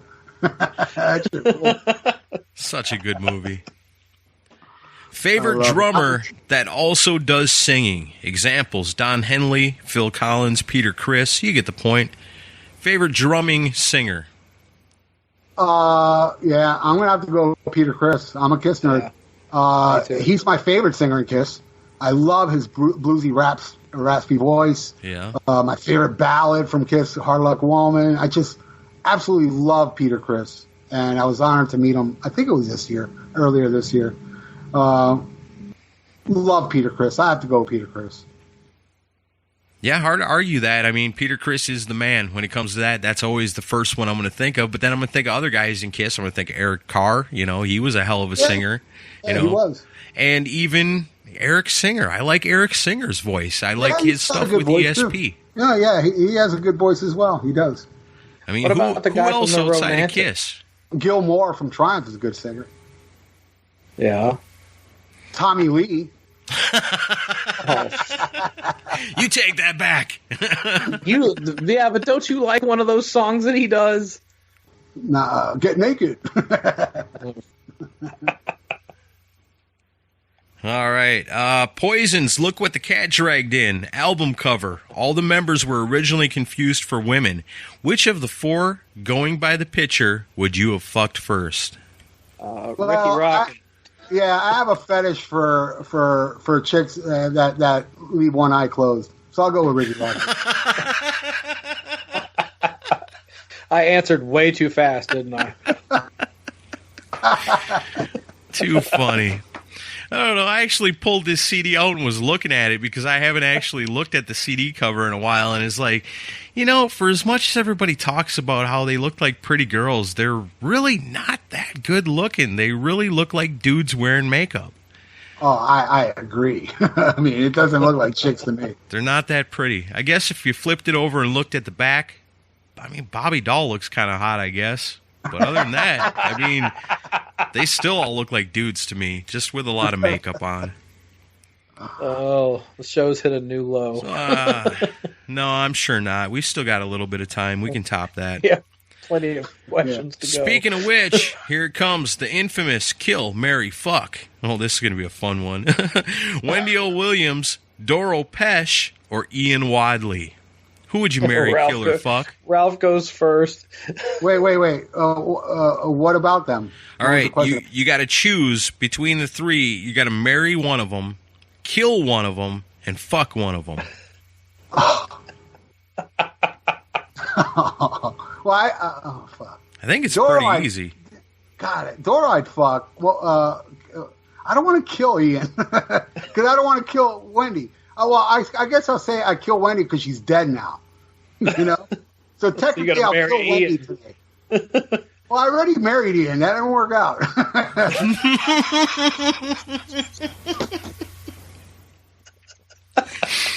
Man, the guests we have on this show are better than anybody else in the entire world that I've ever met of catching me in mid-drink and almost making me ruin my laptop. That's awesome. Well, I thought it was easier than that. I mean, you kill Ian, you fuck Wendy O. Williams because she's going to teach you about the metal and love, and you marry Doro Pesch because she's so sweet and nice and pretty. Yeah. I'm taking... I want to turn Doro Pesch into a nasty whore. I don't know. Doro Pesch out of those three is the most marriage material, so I'm going to steal Aaron's answer on that I think one. so. I thought that was easy. Then I said marry. Oh, yeah, I said a fucker. Yeah. Yeah, I'd marry. I don't believe in marriage, so I ain't gonna marry none of them. Ian taught me that. Never get married again. Oh man, we were really the podcast queens, if you really think about it. If you really think about it, yeah, that makes sense. All right, Mark Adams has got a good one here. We're just going to go down the list. What album was your introduction to each of the following bands? What was your introduction to AC/DC? What's Rock and Roll Damnation off the live album was my friend bought If You Want Blood, and I'll never forget the first time I heard that, and I said, man, they're good, but that singer sounds like an alien. I don't know about him. And now I think Bon Scott's one of the greatest singers ever. So yeah. It just goes to show. Like the first time I heard Fair Warning, I hated it. And I think it's a masterpiece now. Sometimes, the first listens, you shouldn't go by that. So no, you got to grow, let your ears mature, your mind grow a little bit. By Highway to Hell, I was already locked into Bon Scott. But my first initial hearing it, I was like, because nobody sounded like that back then, and I was young and stupid. I haven't gotten laid yet, so I didn't know shit, So, but Bon Scott, really like turned me off the first time I heard it, But now it's like one of my favorite live albums, and he's one of my favorite singers, and my main inspiration when I write songs, and my favorite lyricist of all time. Hell yeah. Mine was Back in Black. My first AC/DC was Dirty Deeds, Done Dirt Cheap. I think my cousin Rhonda had it, and I remember singing the song Big Balls, and my grandma was like, you say, what? Because I was just a little kid. Which, again, is the genius of Bon Scott. He's talking about, the dancing, ball dancing and shit. Well, that's what the lyrics are, but, nobody really caught on to that. Oh, that's awesome. All right, how about Black Sabbath, first introduction? Oh, man, my brother, we shared a room, and he owned Paranoid. And it was a really different time in the early 70s, mid-70s, that when he would flip the album over and play Electric Funeral, I would run out of the room because I thought that by listening to this, I was going to go to hell. I really did. It was such a scary riff. And another thing that really freaked me out about the album is like the gatefold where Ozzy's like on one side, and just the way Ozzy looked scared the hell out of me as a little kid. I don't know why, but it just did. But that's my introduction was Paranoid. That's awesome. Yeah, my dad had Paranoid, and he had Volume 4. And I used to when I was a little bitty kid, he'd play them. And then as soon as I got old enough to figure out how to work the record player myself, I was playing them all the time. And the cover of Paranoid with the dude with the sword and the shield, yeah, I thought that was my dad. That's how little I was listening to these albums. Chris, first Sabbath? Mine was definitely Paranoid. I had a buddy in middle school, I think, that had it. And Iron Man and Paranoid were like the two first songs that I got into. So, yeah, Paranoid was definitely it for me. Right on. How about Cheap Trick? What was your introduction to them? I have the most bizarre story how I discovered Cheap Trick. It's beyond bizarre. You guys remember Columbia House? Yeah. Yeah. A friend of mine, if you got somebody to join, he'd get a free record or some shit. So I'm at his house picking the records I wanted, and there was one left, and he randomly got In Color. It is before Budokan. They weren't big yet. And when I got the cassette, because they were cassettes, the cover of In Color looked like it was like Simon and Garfunkel or some shit. And I didn't even listen to it. I was going to text my friend, the same guy that turned me on AC/DC, came to my house. I was going to record over it some King Biscuit Flower Hour show. And before I did, he said, dude, let's hear this. I was like, all right. And Hello There starts the album. I was like, what the hell? That's how I discovered Cheap Trick. Wow. Really bizarre way to discover a band.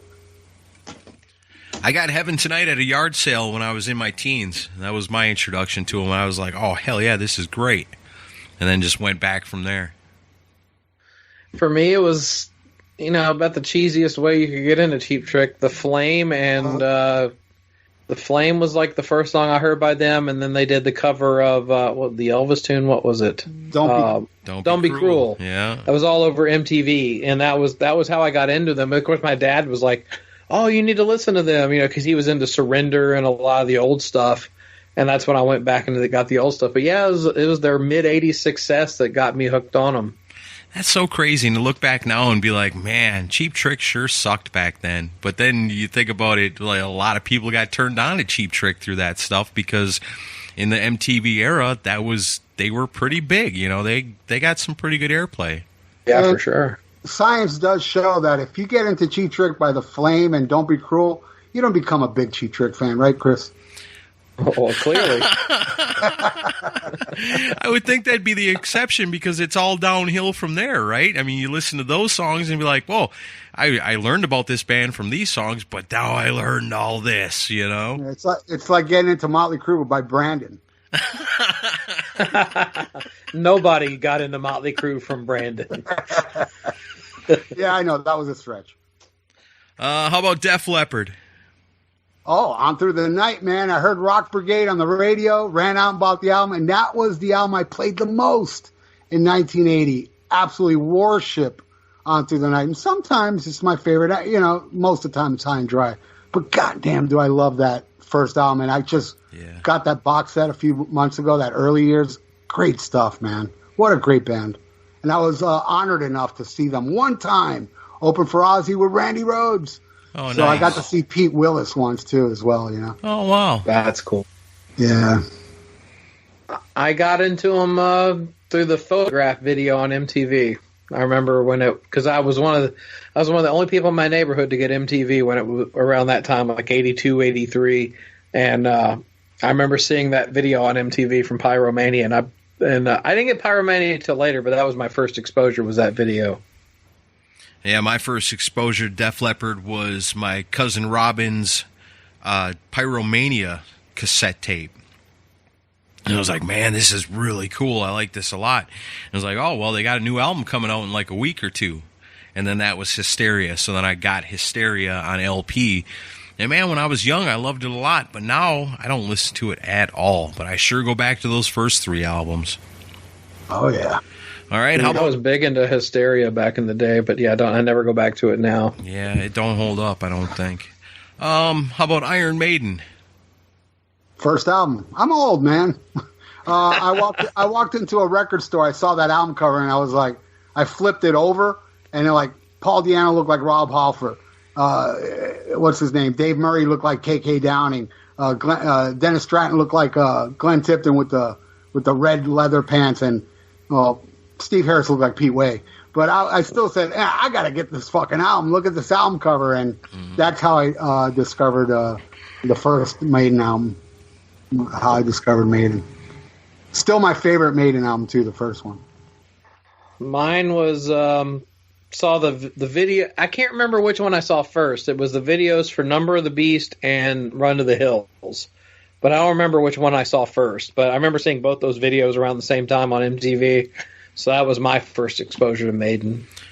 I remember being in like junior high and seeing somebody with an Iron Maiden T-shirt, and then being at the fair and seeing like the mirrors that you could win, and they always had like Iron Eddie on it. It was so cool, you know, and the logo was so cool. And then when my Uncle Bruce started selling his records, I got Power Slave, and I got what other one did I get? Somewhere in Time. Yeah, Power Slave and Somewhere in Time. And I brought home Power Slave. I brought them both home, put on Power Slave first, and was hooked after that. Great album. And then I didn't even know about the original singer until later on. Speaking of Judas Priest, what was your first introduction to Priest? In Germany. I was in Germany with my parents to visit my brother in the Army. He owned Unleashed in the East. And wow, you talk about a life-changing album, you know, because at that time, Kiss to me was the ultimate gateway band. Yeah. And once I got into Kiss, I was looking for like heavy bands, like, you know, hard rocking bands. And when I heard Exciter for the first time, and, you know, Rob Halford, like at the end, like going higher and higher, and then hitting that pinnacle note at the very end, I was hooked. And to this day, it's my favorite Priest album and my favorite live album of all time. I guess everything is timeline. The first time you hear something, first album was usually your favorite. Yeah, it makes it special to you. Yeah.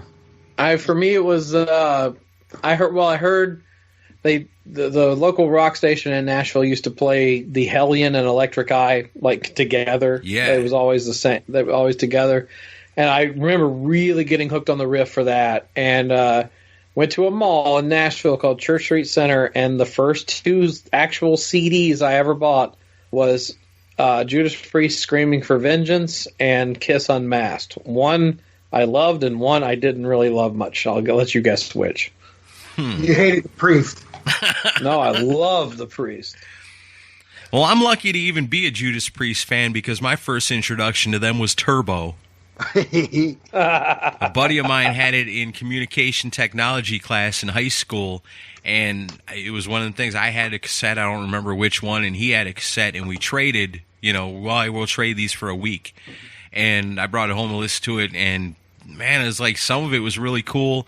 Some of it not so much. As I get older, that one's a little bit tougher to listen to, but I'm sure glad that at least it opened up the door for me to check out other stuff, and I'm crazy about Judas Priest from the first album all the way up to the last one, everything in between. I like it all. Some are stronger than others. I wouldn't recommend somebody to start with Turbo, but, it worked for me. All right, let's see. Kiss. What was your introduction to Kiss? It's odd because I know I must have heard Beth and Rock and Roll All Night before this. My first, I was a huge fan of Mad magazine when I was a little kid. Yeah. And I'll never forget they had like a drawing of Kiss in there somewhere, and I was just like transfixed by that image. And it was my friend that played me I Want You from Rock and Roll Over, and I was hooked. So I ran out to buy it, but couldn't find it, but I found Double Platinum. And it had I Want You on them. So I bought that instead. And you talk about that, like I said earlier, the ultimate gateway band. And when you're 11, 12 in the 70s, you couldn't escape that band. It was like they just like gripped. That was my band, But at the same time, I started discovering other bands because before Kiss, I was really not real. I was into movies, but I liked ELO. I had a couple of their albums in Kansas. I still love those albums a lot, but Kiss was the one that made me look into other bands. But yeah, Double Platinum was and I Want You is the song that got me into hard rock, basically. Not only Kiss, but the lunatic I am today with this crazy man cave I own. I owe it all to that one song. Nice. Mine's also Double Platinum. My Aunt Pam had it, and she would play it, and it would drive me crazy as like a 4-year-old. And then by 5, I'm asking for Kiss records for Christmas, and I got Kiss Alive too, and it was over from there. I don't know what my parents were thinking buying such a little kid Kiss records, but they did. And I was into it. So, I've been listening to rock music since as long as I can remember, and I always remember that Silver album, opening it up, looking at the embossed pictures on the inside, and just loving the music, and then not really understanding until getting Alive 2 and opening it up and seeing the picture of the band live, and then it's over from Alive 2. But yeah, mine was Double Platinum also. Your parents did right. You had no they tattoos did. on your face. I know they did. For me, well, it's like my first exposure to Kiss as an entity was not musical. It was 2 things. One, with my brother, when I must have been like 6 and he was like 8, he got the Peter Criss 78 puzzle with him holding the chains with the Panthers. He got that for his birthday from my cousin Melissa, and it fucking gave me nightmares. And then in 1982, I still remember that for some reason this stuck with me. I remember we were living in Atlanta at the time. My mom's like cleaning up dishes after dinner, and they have a news report on TV going, Kiss is playing the Omni tonight in Atlanta. And I remember they showed a video of Gene Simmons drooling blood, and I remember it freaked me out. And that was my first exposure to Kiss.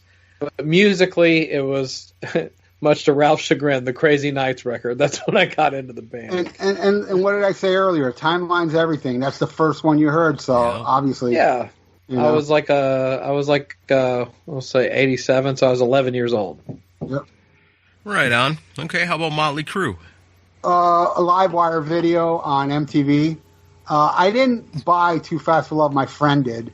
But that was my introduction to Motley Crue, and I heard the album at my friend's house. And then My aunt bought me Shout at the Devil when it was new, like on Christmas. I think it came out around Christmas. And to this day, I think it's the perfect traditional metal album. I still love that album like hell. I was listening to it the other day. Such a great album. It's great. Yeah, Shout at the Devil's easily the best thing Crew ever did, I think. And, man, it's hard to argue it's not the best thing that any band from that era ever did.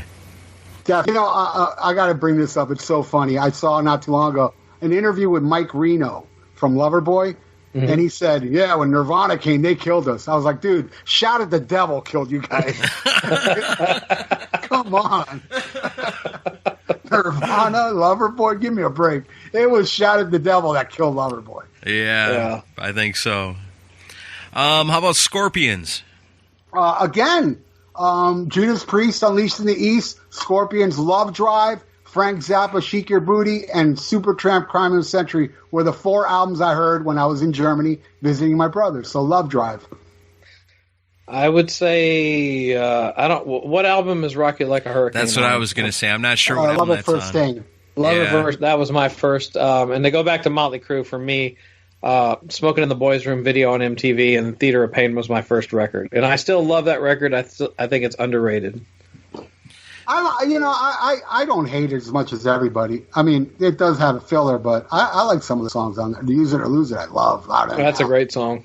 Louder Than Hell, I love. Fight for Your Rights. One a lot of people hate. I love that song. That was one I got Theater of Pain for Christmas. I don't know, my birthday or Christmas. I don't remember which. One year from my Uncle Ronnie and my Aunt Faye. And I always remember my cousin Rhonda, and she was like, hey, I got you the Motley Crue. They were going to buy you Pink Floyd. And I was like, oh, thank you. But which Pink Floyd? That's the question. I think it would have been Dark Side of the Moon, which would have been okay, but, I mean, who knows? I might be on a totally different projectile in my life since then, if not for that, so who knows? Scorpions, I always remember the first time I heard the Scorpions was Rock You Like a Hurricane, and it was at the Lincoln County Fair in Merrill, Wisconsin. They had this ride called the Flying Bobs, and it was just this, you'd get into like a cart, and it would just whip you around in a circle while playing, heavy hard rock music at really loud volumes. And a lot of times that was the place to hang out. So you'd hang out in the vicinity of that ride because they're blasting all kinds of great music all day long. And I remember Rock You Like a Hurricane, like distinctly going, wow, what is this? I've never heard this before. And then wanting to know more about the Scorpions from it. But yeah, that was always a cool thing about the fair, was hanging out near that ride, because they're blasting the metal, and that's where all the metal kids always hung out. Yep. All right, Mark Adams says, rank the Black Sabbath studio albums from debut through Never Say Die. I have no... Let Ralph do this. I have no opinion on this. Black Sabbath is one of those bands that fluctuates. One day I like one. My favorite most of the time and today is Volume 4, then Sabbath Bloody Sabbath, Sabotage, Master of Reality, first album, Paranoid, Never Say Die, Technical Ecstasy, and I love them all. Yeah, same here. It fluctuates a lot back and forth. I put together my list. I went with Sabbath Bloody Sabbath, number 1, Volume 4, number 2, Paranoid 3, self-titled debut at number 4, Masters of Reality at number 5, Sabotage at 6, Never Say Die at 7, and dead last, Technical Ecstasy. Never Say Die and Technical Ecstasy, I think, got they're 50-50. There's half the album's really good and the other half kind of not really good by Sabbath standards. But like Ralph says, man, there ain't nothing you can't love on something. There's something on every one of them albums. But yeah, that's my rank. Oddly enough, Never Say Die is the one I listen to the most, even though it's kind of low on the list. Yeah, Technical Ecstasy, number 1 through 7 for me. Yeah, Chris is weird. I know. I love It's All Right with Bill Ward singing. Love that song too. I Great love song. Technical Ecstasy. It's at the bottom of my list, but man, You Won't Change Me is one of my favorite Sabbath songs. All Moving Parts Stand Still. Yeah, that's a good Gypsy. one. Great album. Yeah, some good stuff on there. I mean, I don't think it touches Sabbath Bloody Sabbath or Volume 4. No. Not for me. All right. Let's see. Bill Elam, was there ever a concert you were too trash to remember? For me, it was Wasp in Cincinnati, 1992. You guys ever been to a concert and been so wasted you don't even remember it? I got Yes. lucky. Well, it's not that I didn't remember. I ended up in the drunk tank. They literally, and it was the second night of the Eat 'em and Smile tour. I went the first night, so I saw it, but the second night I got so hammered on Jack Daniels that I ended up like, I wanted to go to the bathroom, but I ended up falling on the floor and throwing up, and they took me to the drunk tank, and then I'm in the bed there and with a bunch of other drunk people, and I hear like a song, I think Unchained or something. I was like, man, I want to see this. So I got off the bed and I fell. My legs were rubber. And this is the only thing I remember about that night was forcing myself to the door, grabbing the knob, lifting myself up, and then they came in. Hey, no, you ain't going nowhere. They put me back in the bed. I don't remember nothing else. The next thing I remember, I woke up on my bed going, what the fuck happened last night? So I called my friend, and I said, dude, what happened? He goes, dude, after the show, it was pouring rain, and I found you on the hood of my car. Oh, wow. I don't know how I got there. And it's the Sportatorium, which is a huge parking lot. I don't know how I found it. Wow. It's just a big thing. But, yeah, that was the only show I can say I was so hammered I forgot. It's not that I forgot. I didn't see it. But I went the first night, so. That's wild. Well, for me, it was, I think it was called the Glam Slam Metal Jam Tour. It was Poison headlining Rat, Great White, and Night Ranger, I think was the full bill. And we showed up, and of course we were getting high and drinking the whole way there. And I remember showing up, and Great White was finishing their set. They were the first band. And then I started getting drunk because my roommate had gotten his tax refund check. This is so fucking white trash. He got his tax refund check and cashed it, and he was like, I'm buying beer for everybody. No, drink as much as you want. So I remember getting really drunk through Night Ranger's set, and all I remember is the end of You Can Still Rock in America, because they had like all this amazing light show going on. I remember that song. I don't remember the rest of their set. And then Rat came on, and Rat was fucking awful. And I remember we all actually made the conscious decision of, Rat is so bad, we're going to drink even more. And I don't remember much at all of Rat set other than Stephen Pearcy was absolute garbage live. And then Poison came on, and I hadn't seen Poison in forever. This is like 1998 or 99. And all I remember of Poison set was the logo, like they had like a screen behind them, and the logo would change with every song. Other than that, and I remember CeCe's god-awful guitar solo. But other than that, I don't remember anything. Like, that's all I took away from that concert. Wow. Yeah. I don't know if I have one. I thought about this when I saw the question. I was trying to remember a time. Maybe there might be a couple I just don't remember. But the one that came to mind for me was one I was drinking quite a bit. And I even tried to call my buddy Shannon this morning to ask him about this to see if he remembered. But we went somewhere and we seen... I don't remember if... We seen Gilby Clarke open for Faster Pussycat. And it was somewhere in Wisconsin. And I know I was drinking, and I'm sure I was smoking weed. And got pretty buzzed up. But there was a big, giant woman. Like, she was an Amazon chick. She was huge. And we're standing there trying to watch the show. And she is molesting me. Like grabbing and squeezing and doing all kinds of stuff. And I'm so buzzed up, all I can do is like slap her hands away, like keep pushing her hands away, and she don't stop. And I remember watching that show going, dudes do this to chicks sometimes. This is awful. And I don't remember what happened after that. I'm certain that I didn't do nothing with her because I really wanted to see the bands because I was a fan of both of those bands. And this would have been, man, early 2000s somewhere, I would guess. Late 90s, somewhere in there. And, yeah, if I can get a hold of my friend Shannon and he can recount it for me, because I would love to remember what happened. I only remember bits and pieces of it, but I do remember being mauled by a grizzly bear. And that was... Was it a club? It's a club show? No, or it was an amphitheater? outdoor thing. Oh, wow. Yeah, and she just stood behind me and just pawed me up the whole time. It was pretty bad. Too drunk to defend myself. And it's funny because you look at it as you're older and you look back and go, well, why didn't you just go fuck her and get it over with? But when you're young, you don't think of these things. You think, oh, man, I wanted to see Gilby Clarke. Your love for Gilby Clarke knows no bounds. I guess not. Mike Geisner wants to know, if you were a traveling Wilbury, which Wilbury would you be? I call Roy Orbison. I'd want to be Tom Petty. I'm a huge fan of Roy Orbison and Tom Petty and Jeff Lynne because shit, I flew to Oakland to see ELO the last. Nice. But I'm gonna go with Roy Orbison because I absolutely love his voice. What a voice on that man. Yeah.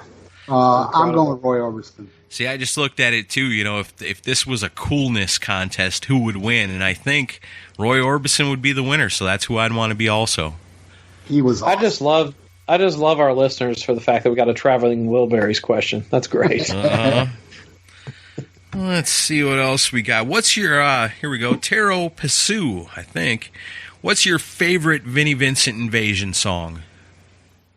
You gonna ask me that? Yeah, go ahead, Ralph. Well, if I had to pick, I would say No Substitute. That's a good one. I actually like that song.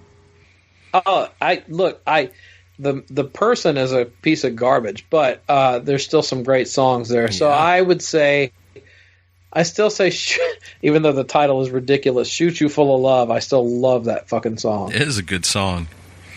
I tried to break it down, and then I thought, well, maybe I pick one from each album, so I go with Animal or Burn. That's both good.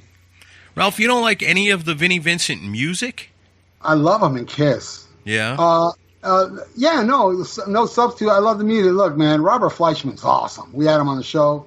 Great voice, too, but I think he just sang too high on that. I think that it just ruined it for me. Twisted and Animal are good songs, too. You know, I think they're very heavy. Mm-hmm. But I don't know, it's just the voice kind of ruins it for me. Vinnie Vincent, I feel is extremely talented, but, you know, he doesn't know how to, like, hone in, you know, his talent to make it actually work because he fucks everything up. Right. But what he did in Kiss, forget it. Million to One, you know, I can go on and on. Those two albums he did in Kiss were just phenomenal. Well, and I have to thank Ralph and Ian for showing up and filling the Vinnie Vincent gap at the 2018 Rock and Pod Expo. Even though Vinnie Vincent passed out in one of the fucking restaurant booths that day. That was me, yeah. Yeah. That was funny. We all lined up and took pictures with your dead body. Yeah, we did. I believe I saw a picture of Ian putting his ass to my face. But we were married. It was okay. In better times. Yeah. Wow. All right, Jackson Rodding wants to know favorite lineup of a band that isn't the original lineup. If you got more than a few, that's fine too. What bands do you guys like that aren't the originals? Oh, Sabbath with Dio. Yeah, I think that's top of the list. But would it be like what band is better? I don't think better. I just think ones that you like because that's rare. Motley Crue or Karabi. Yeah, for sure. And I know this is a weird one, but AC/DC with Cliff Williams. You know, Powerade is my favorite. is my favorite. Powerade, and I love Let There Be Rock and High Voltage and Dirty Deeds, but with Cliff Williams, AC/DC. I mean, that's the only two that spring. What was your choice again? Dio. Oh, Dio. Yeah, of course. Dio. I love every era of Sabbath. Yeah. I love Ian Tony Martin and Ian Gillan and Glenn Hughes. I love all that stuff. I like it all too. Yeah, me too. So any era of Sabbath other than Ozzy, because they're all good. And other than that reunion show, one of the greatest shows I ever saw in my life was Creatures of the Night. Yeah. You know, I got to bring that up. Vinnie Vincent with Kiss. I mean, that was phenomenal shit. What about Aerosmith with Rick Dufay and Jimmy Crespo? I saw that lineup as well with Journey. The only time I ever saw Steve Perry, and that was great. They were so messed up on stage, but they still played really good. Rock and Hard Play is a great album. Great record. Steven Tyler had a Fu Manchu mustache, and Tom Hamilton during the whole show between songs would drink a straight out of Jack Daniels bottle that was on top of his amp. Those are the memories I remember of that show. Yeah. I'd throw Deep Purple with Glenn Hughes and David Coverdale era in there. Oh, yeah. Great, yeah. I Best forgot. lineup. And even with, oh man, what's his name now? The guy on Come Taste the Band. Great album. Bolin? Yeah. Tommy Bolin, Tommy yeah. Bolin, yeah. Good stuff. Yeah, that's a great pick there, Aaron. I got to imagine the Eagles only got better with Joe Walsh. Oh, yeah. I'd put the No More Tears era Ozzy band in there. Yeah, I like the Jake era too, you know? Yeah, you got to count that one too. There's so many you could pick. Yeah, I like Stryper with Perry Richardson. Oh, yeah. Is that the new bass player? Yeah, Perry's our boy. Well, we haven't heard it yet, have we?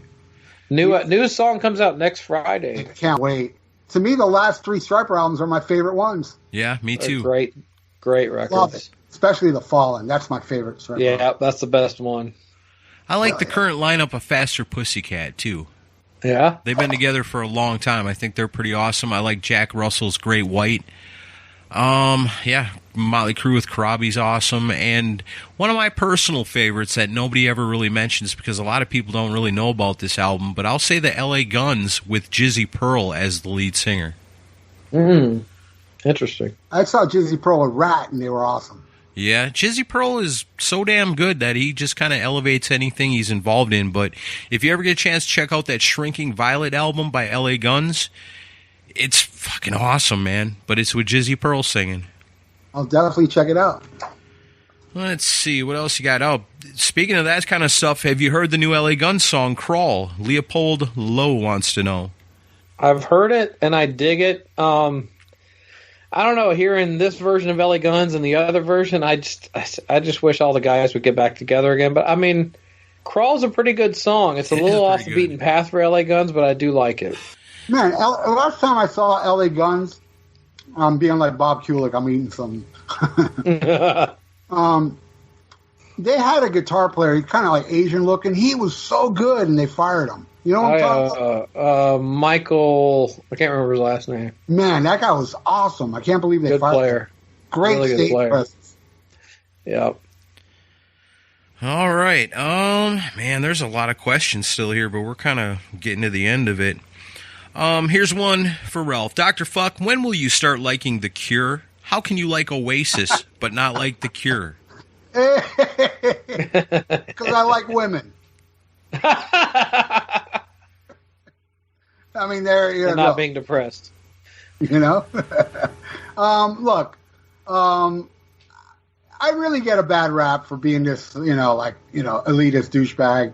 I really respect anybody that likes anything I don't like. I really do. It's like, if you like The Cure, that's fine with me. I have nothing against you, but people really do get sensitive when, for instance, I don't give a fuck if you don't like Oasis, it's okay. I mean, but I love Oasis. I love ABBA. I love anything, that I march to my own thing. If I like it, I like it. If I don't, I don't. Look, I listen to The Cure, and it's just like horrific to me. It's not my thing. Depeche Mode's not my thing. It's just I'm not built that way. It's not my type of music. But man, if you like it, more power to you guys. I mean, yeah. A great reference point. If you listen to me say The Cure sucks, just say to yourself, fuck him, he likes Oasis. And there, you feel better. So there you go. I like Oasis. Now I don't know how to feel about any of the things you've said today. I like Oasis, but I do not like The Cure. I mean, shame on you. Fuck you. Yeah. Chris, exactly. Just remember, fuck him. Like he don't know. The Cure and like Oasis. What the fuck? How do you not like either one? Noel Gallagher is a musical genius. Yeah, that's right. Said it. All right, let's do 2 more. Got one from our good friend Andy Connors. The last couple of episodes had some talk about female musicians. I'd like to hear the 3 of you share your opinions on Concrete Blonde. Are you fans, and should the band have been bigger? I don't know that I've ever heard one Concrete Blonde song, so I can't really answer. You have. I've heard. It's called Bloodletting. I don't know that song. I know if I played it for you, you'd know it. That wasn't the one I heard. I saw that question. I went on YouTube, and I picked just one song, the first song I saw, and it was pretty good. Yeah. I actually liked it. So I can't. I'm only judging by one song, but it had good hooks. I like the chick's voice. Yeah. It was good. I dug it. I've got a couple of their CDs. They're not bad. I mean, they're not. You don't go from Rat or Metallica and go to Concrete Blonde or nothing, but I mean, they are a good band. They do write good songs. I mean, they got good guitars in the band, in the songs for the most part. Yeah, it's something definitely worth checking out, I think. And, we've done a lot of talk about female artists on this show, but we haven't really ever brought up Concrete Blonde, and they're good. You should definitely check them out. All right, and our last question comes from the Matt Porter. Sammy Hagar, is the hate real, or is it just a gimmick? I love Matt, by the way. Yeah, we all do. No, it's not a gimmick. Look, when it comes to the Cure and stuff, it's like, yeah, I don't like them. But Sammy's a little more different. Because Sammy, Van Halen to me is the greatest fucking American band ever. And this guy comes in and just ruins it. That's bad enough. But then his interviews, how much he keeps lying and twisting the truth, it drives me fucking nuts. How, we sold more bullshit.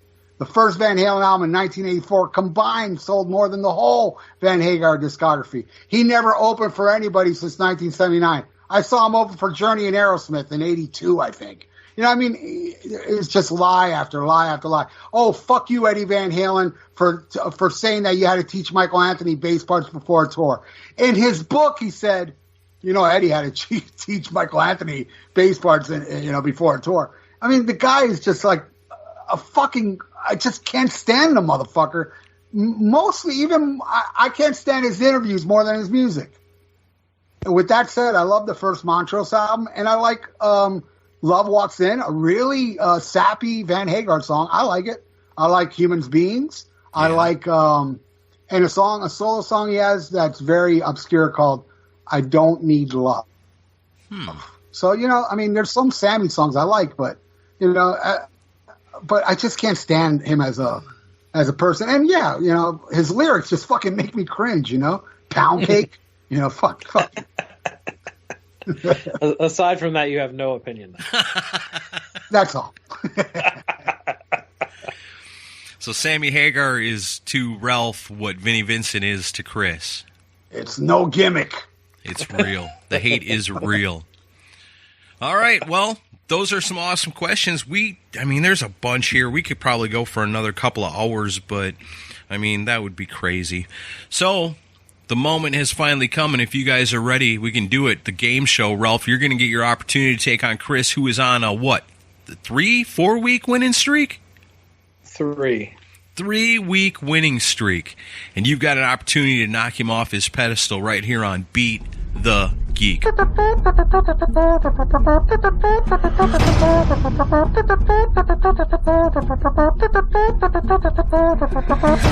down, Balboa. I'm sure I am. All right. I know everybody knows the rules, so let's just get right to it. It's Beat the Geek, so the first question goes to the Geek and the current reigning champion, undefeated for 3 weeks, Chris Czynszak. Your first question is this. Which of these thrash metal legends released their full-length studio album debut first? So, Ralph, I'm going to list 4 albums by 4 iconic thrash metal bands. Chris has got to figure out which one of their full-length studio albums, their full-length studio album debuts came out first. Which one of these bands came out with the first album, basically? Ralph, do you want to bet against him, or do you think he knows what it is? I'm going to say I think he knows what it is. All right, Chris, first question here. We're playing it safe. Ralph is not betting against you. Your choices are Metallica, Kill 'Em All, Exodus, Bonded by Blood, Anthrax, Fistful of Metal, or Creator, Endless Pain. It's doing good till you brought up Creator. I'm going to say Metallica, Kill 'Em All. That is correct. Metallica came out with Kill 'Em All in July of 83, Exodus, April of 85, Anthrax, January of 84, and Creator, October of 85. It's the first thrash album, and I had a feeling Metallica was on the list. I was like, no way Chris ain't going to know that. Yeah, it really truly is. You look at it, because you think about Anthrax, and it feels like Anthrax has been around longer than Metallica, but if you go by debut albums, not so. Nope. So, Ralph did not bet against you, but you got it correct. That's 1 point. Chris takes the lead. And now it's Ralph's question. Bet against me, Chris. At a 2008 Ozfest stop in Frisco, Texas, Oh, shit. the all-star Dimebag Darrell tribute of Scott Ian, Vinnie Paul, Max Cavalera, and Nick Bocott teamed up for a live cover of Pantera's A New Level. Who joined them on vocals for this performance? Son of a Chris, bitch. do you think Ralph knows it? He doesn't seem to have his poker face on, unless he's He throwing you doesn't off. seem to. But Ralph's a worthy opponent, so I'm going to play it safe and not bet against him. All right, Ralph, you're not being bet against. Who sang lead vocals on A New Level that beautiful day in Texas? Was it Jonathan Davis, Serge Tankian, King Diamond, or Jamie Josta? Ooh. Damn. I would say Jamie Josta, but I'm going to go with the first person you said. Who was it again? The guy from Korn. Jonathan Davis. No. I'll go with Jamie Josta. That is incorrect.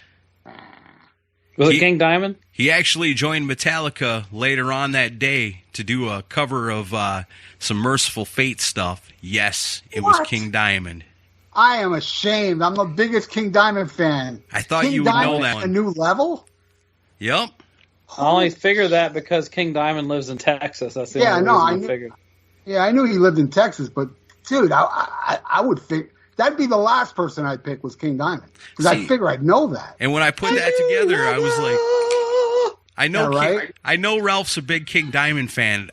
Does he know this? Is this question too easy? But I'm glad I left it in because you got it wrong. No, it's hard, and I can tell you what a King Diamond fan I am. He joined Pantera and did Bad Omens from the Abigail album. He did The Ripper. I know a lot, but that I never knew. And when you said Ozfest, I was like, uh-oh. Because Ozfest is like, it's just a big mixed bag of new metal. So I was like, damn, King Diamond, that is shocking to me.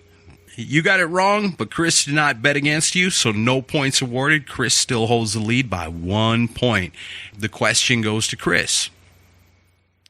According to Rudy Sarzo's book, Off the Rails, the 1983 US Festival was the first time he'd seen Ozzy since his acrimonious split from Ozzy's band. What was Ozzy's reaction? Ralph, do you think Chris knows the answer to this? Fuck, and I know this answer.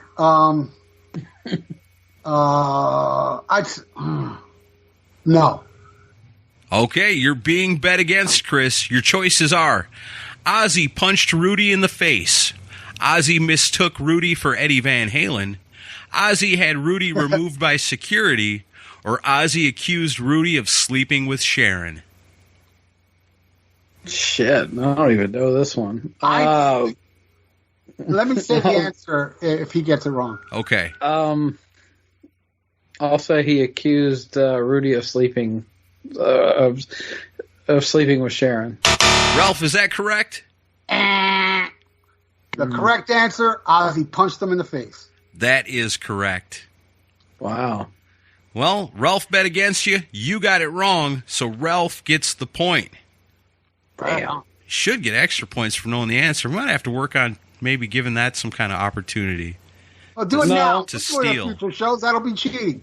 No, But not today. I'm just kidding. That's cool. That's cool. But hey, that brings the score 1-1. I mean, we're off to a slow start here, but it's staying tight. And the next question goes to Ralph. In June of 1981, the very first issue of Kerrang! Magazine is published. Who's on the cover? Chris, does Ralph know who's on the cover of the very first edition of Kerrang! This is right in his wheelhouse, so I'm going to say he knows this one. All right, Ralph, you're not being bet against. Your choices are for the very first cover of Kerrang! Magazine. Is it David Coverdale, Angus Young, Alice Cooper, or David Lee Roth? I think I know this one. I don't. What was the first one? David Coverdale. I'll say David Coverdale. because Whitesnake was big in Europe at the time. Chris, did he get it right? I think it's Angus Young. Chris gets it right. Ralph gets it wrong. That is incorrect. The correct answer is Angus Young, the first one on the cover of Kerrang! Magazine. Chris did not bet against you, even though he probably should have. So no points awarded. The score remains 1-1. Hey, Siznak, never underestimate my stupidity. All right. Siznak. That brings me back. Sinzak, I said. Uh-huh. It's okay, Raul. Sizzler. Sizzler. That's my favorite. All right, score is 1-1. Chris, you're up next. Your question Hey, didn't is I get two? I thought I had two, no? You didn't bet against me. All right. No, he did bet against you. On the I didn't bet against Ralph. That's but you didn't bet against him, so it's still 1-1. Oh, okay. Chris, your question is this. During a 2003 interview with Metal Sludge, Janie Lane referred to Don Dokken as a... You got to complete it. How did Janie Lane feel about Don Dokken? Ralph, does Chris know the answer to this? I'd say no. All right, Chris, you're being bet against on this one. In the interview, Janie Lane referred to Don Dokken as a true living legend, arrogant, self-absorbed prick, stupid, lovable bastard, or once-in-a-lifetime vocalist. I'll say stupid, lovable bastard. That is correct. Wow. I would have picked two. So Chris got that one right. Ralph did not bet against you. So now the score is 2-1 Chris. Total guess. That was a good guess. All right, Ralph, your question. Typo Negative released their 7th and final studio album, Dead Again, in 2007. Which historical figure is featured on the album cover art? Chris, does Ralph know the answer? I'm going to bet against him this time. All right, Ralph, you're being bet against. The cover of Dead Again, the Typo Negative album. On the cover, is it Aleister Crowley, Grigory Rasputin, Vlad Dracul, or H.P. Lovecraft?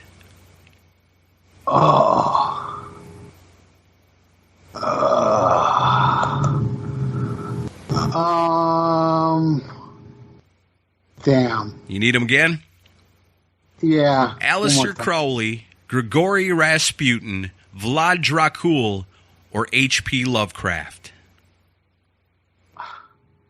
I don't know this, but I'll say Gregorian Rasputin. That is correct. Whoa. Oh, for fuck's sake. Hey, man, I don't deserve that. I just pulled that. I'm not a typo fan. That's funny. The way you guys, man, this show, I don't know if it's the way it's set up or how it works, but there's a lot of correct guessing going on in this game. I noticed this the last couple of weeks. Well, Ralph, you got it right, and Chris bet against you, so that's 2 points. Now Ralph takes the lead 3-2. Ralph's been talking to Rock and Ron Runyon, I have a feeling. Well, he likes typo? No, he has all the answers. Oh, yeah, I have the answer. Yeah. Aaron sent me. Nah, come on, I didn't know one of them. What was it? I forgot. All right, we got one more question for Chris before we get into the kiss round. So your question is this. Which album knocked Skid Row's Slave to the Grind from its #1 spot on the U.S. Billboard charts in 1991? I know this. Ralph, you might know it, but does Chris know it? I do know it. Do I know it, though? Oh, does... I'll say no, so I can get a point in case he gets it wrong. All right, Chris, you're being bet against. The album that knocked Skid Row's Slave to the Grind from its #1 spot in 91. Let me answer it in case he gets it wrong, so Okay. I can tell you. Was it Van Halen for Unlawful Carnal Knowledge, Metallica, The Black Album, Nirvana, Nevermind, or Guns N' Roses, Use Your Illusion 2? Oh, shit, I don't know this. I thought it was another album. I thought it was NWA. NWA. I'm trying to think of around the time these came out. I'll say Metallica, The Black Album. That is incorrect. The correct answer is Van Halen for Unlawful Carnal Knowledge knocked Skid Row off. So, fucking Hagar. Yeah, if even he got it right, I get pissed at this. well, I mean, got it wrong. I'm still pissed that Van Hagar got number one. yeah, they sure did in 1991. Not for long, though, because I think Metallica came in real quick and knocked them down. But Ralph bet against Chris. Chris gets it I'm gonna wrong. lose. Ralph gets the point. That brings it up 4-2. But as we know, and we've seen in the last few weeks, things can really change fast when it comes to the Kiss round, and the Kiss round is now. The question is Ralph's. Artist Ken Kelly. He's known for his creations of the covers of the Love Gun and Destroyer albums. He has also done artwork used by all of these artists except, I've got 4 artists here. Ken Kelly has done album artwork for 3 of them, but one of them is out of place. Chris, does Ralph know the answer to this? I'm going to play it safe and say he knows this one. All right, double points, 2 on the line right here. Ralph, your choices are Man-O-War, Rainbow, Molly Hatchet, Coheed and Cambria. I know he did Man-O-War. I don't know much about Coheed and Cambria. I think he did the Rising album. I could be wrong. What was the other band? Man-O-War, Rainbow, Molly Hatchet, Coheed and Cambria. Molly Hatchet. That is correct. Yes! Really? I thought he did the fucking one with Hide Your Heart on it. No, it sure looks like it, but no. He is kind of in league with those guys, like the, what's his name? Vallejo. Yeah, I know the Guys guy like that does that. the Molly Hatchet album covers did them all. I'm pretty sure. That's why I went with that. I'm All glad I didn't right. bet against you. Ralph got it correct. It's the Kiss round, so double the points. That makes the Man, score You're 6-2. good. You're good, Aaron. You're good for throwing Coheed and Cambria. Oh, his question skills are insane. They're fun. That was good. I don't know the name of the album, but Ken Kelly did album artwork for Coheed and Cambria in 2005. But they got such long, weird album names, I can't remember offhand what it is. All right, Chris, your turn in the Kiss round. Before becoming a member of Kiss, Peter Criss once flew to England to audition to be the drummer in this artist's backing band. Ralph, does Chris know the answer? Fuck. I'm going to say no. I don't know this. All right, Chris, you are being bet against. This could make a huge difference in this game. Your choices are George Harrison, Elton John, Van Morrison, or Rod Stewart. Did you say George Harrison? George Harrison from the Beatles. Oh, yeah, Give me the choices again. George Harrison, Elton John, Van Morrison, or Rod Stewart. Obviously, he didn't get the gig, but he flew all the way to England to audition to be a backup, a member of the backing band for one of these 4 artists. See, I don't remember him auditioning for any of these bands, but I remember in Lydia Chris's book they said that they took in a show with Elton John, so I'll go with Elton John. I would have picked George Harrison. Elton John is the correct answer. Ooh. And since Ralph bet against you, that is 1, 2, 3, 4 points, and that brings us back to a tie. What a game! 6-6. And I would have got that question wrong. I never knew that point. either, but I saw it in a couple of different places today when I was looking. I think that's incorrect. I don't know that he ever tried out for. All right, so you lose a point. Oh, fuck off. I haven't gotten in trouble yet, which I'm surprised, but I've really tried to cover my ass on these questions. But It was George Harrison. if that is incorrect, then somebody can let us know. But I'm sure there's enough Kiss fans out there that are probably either screaming or going, yeah, he's right. We'll figure it out. Somebody will let us know. All right, these next 2 questions are very important. They're the final 2 questions in this week's Beat the Geek, as we have a tie game of 6-6. Ralph tied up with Chris. And Ralph, it's your question. After leaving Deep Purple, vocalist Graham Bonnet joined the Michael Schenker Group for the album Assault and Attack. However, he was fired after his very first live gig with the band. What did he do at that show to get fired? Chris, does Ralph know the answer? I know he's not a big Graham Bonnet fan, but I'll say he knows this one. All right, Ralph, you're not being bet against. One important point on the line. Did he vomit on drummer Cozy Powell? He was accused of stealing Cram Jansen's wallet. He whipped out his cock on stage, or he spilled vodka into Schenker's guitar. So he vomited on the drummer, stole a wallet, whipped out his cock on stage, or spilled vodka into Michael Schenker's guitar.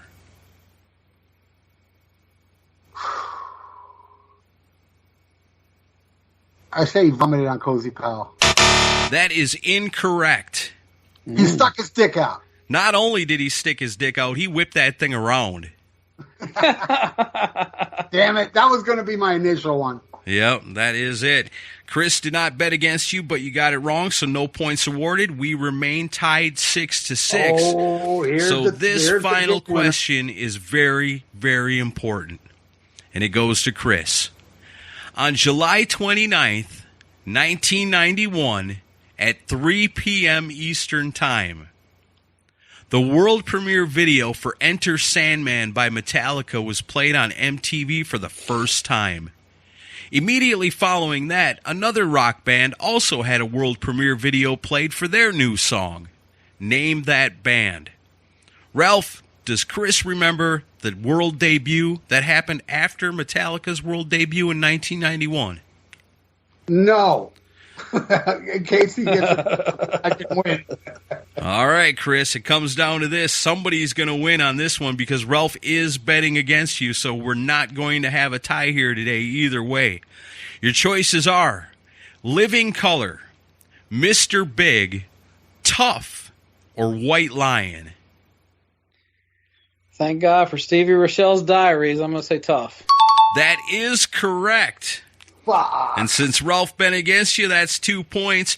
Chris wins, beat the geek once again. Final score, 8-6. What a game.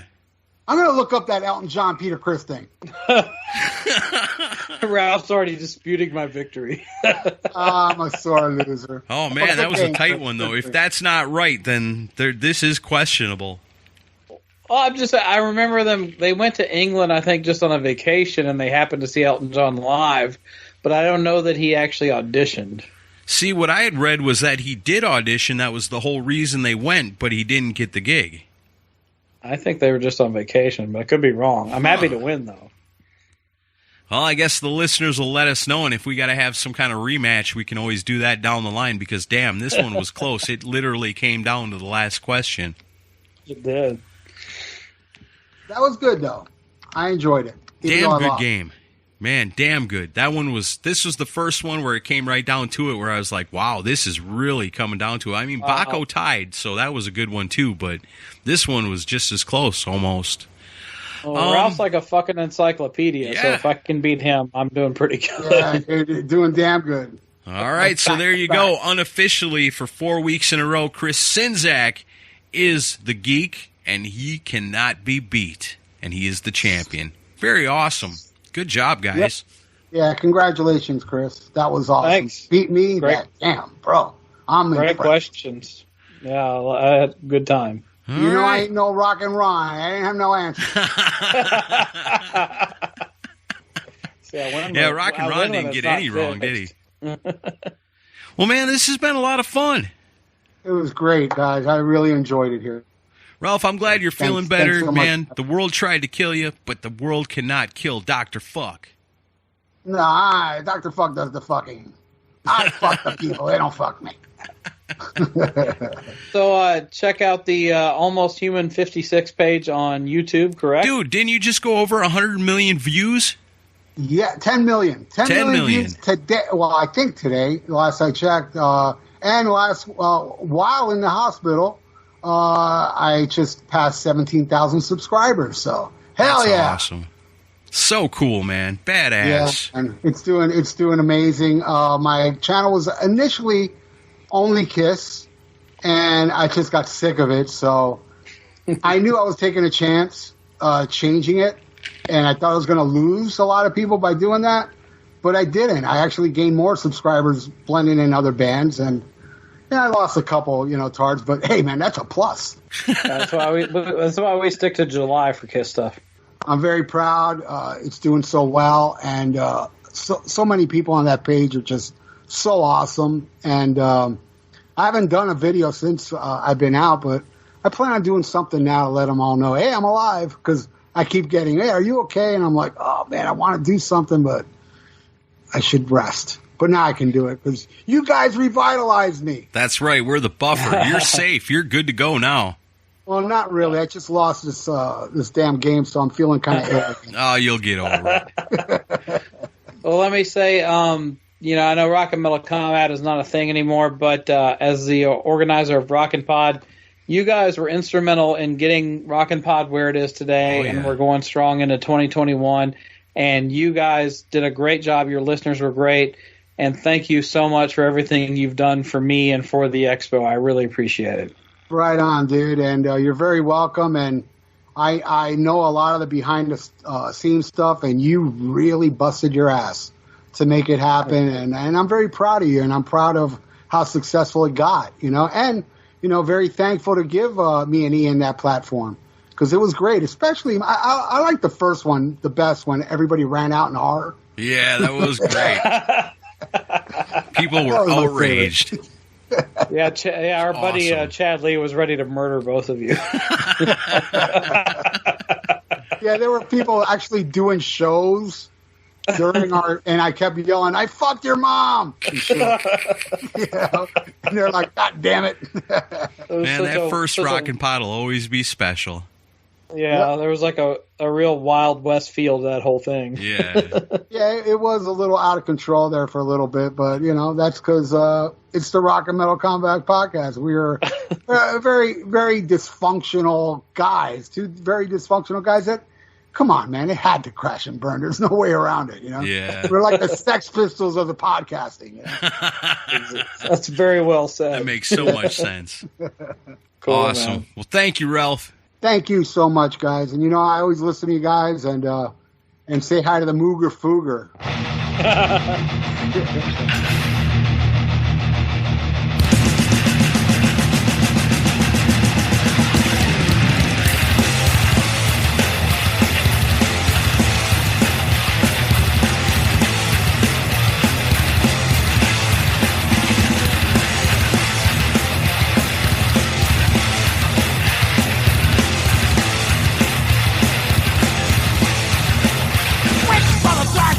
Your dream, it's a Sandman, it's 2:45.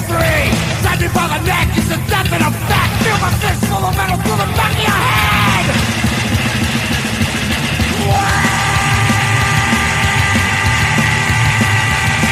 Wake up! Summer Slash!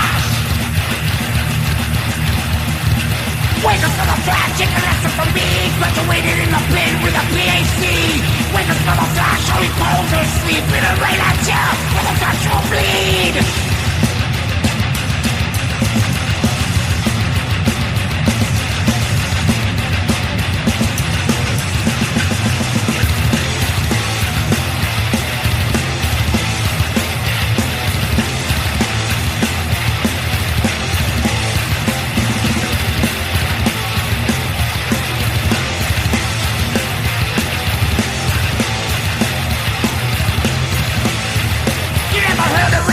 Gonna soon set in. Adversity has gone beneath the skin. Turn on nightmare will follow your defeat. Feel the power and the pain and the strike of the beat. Wake up! Summer Flash! Wake up, Summer Flash, for you're soon to be through. So you're gonna burn for what I'm gonna do. Wake up, Summer Flash, come a bit to the cut. Turn your life liquid to a jar of blood.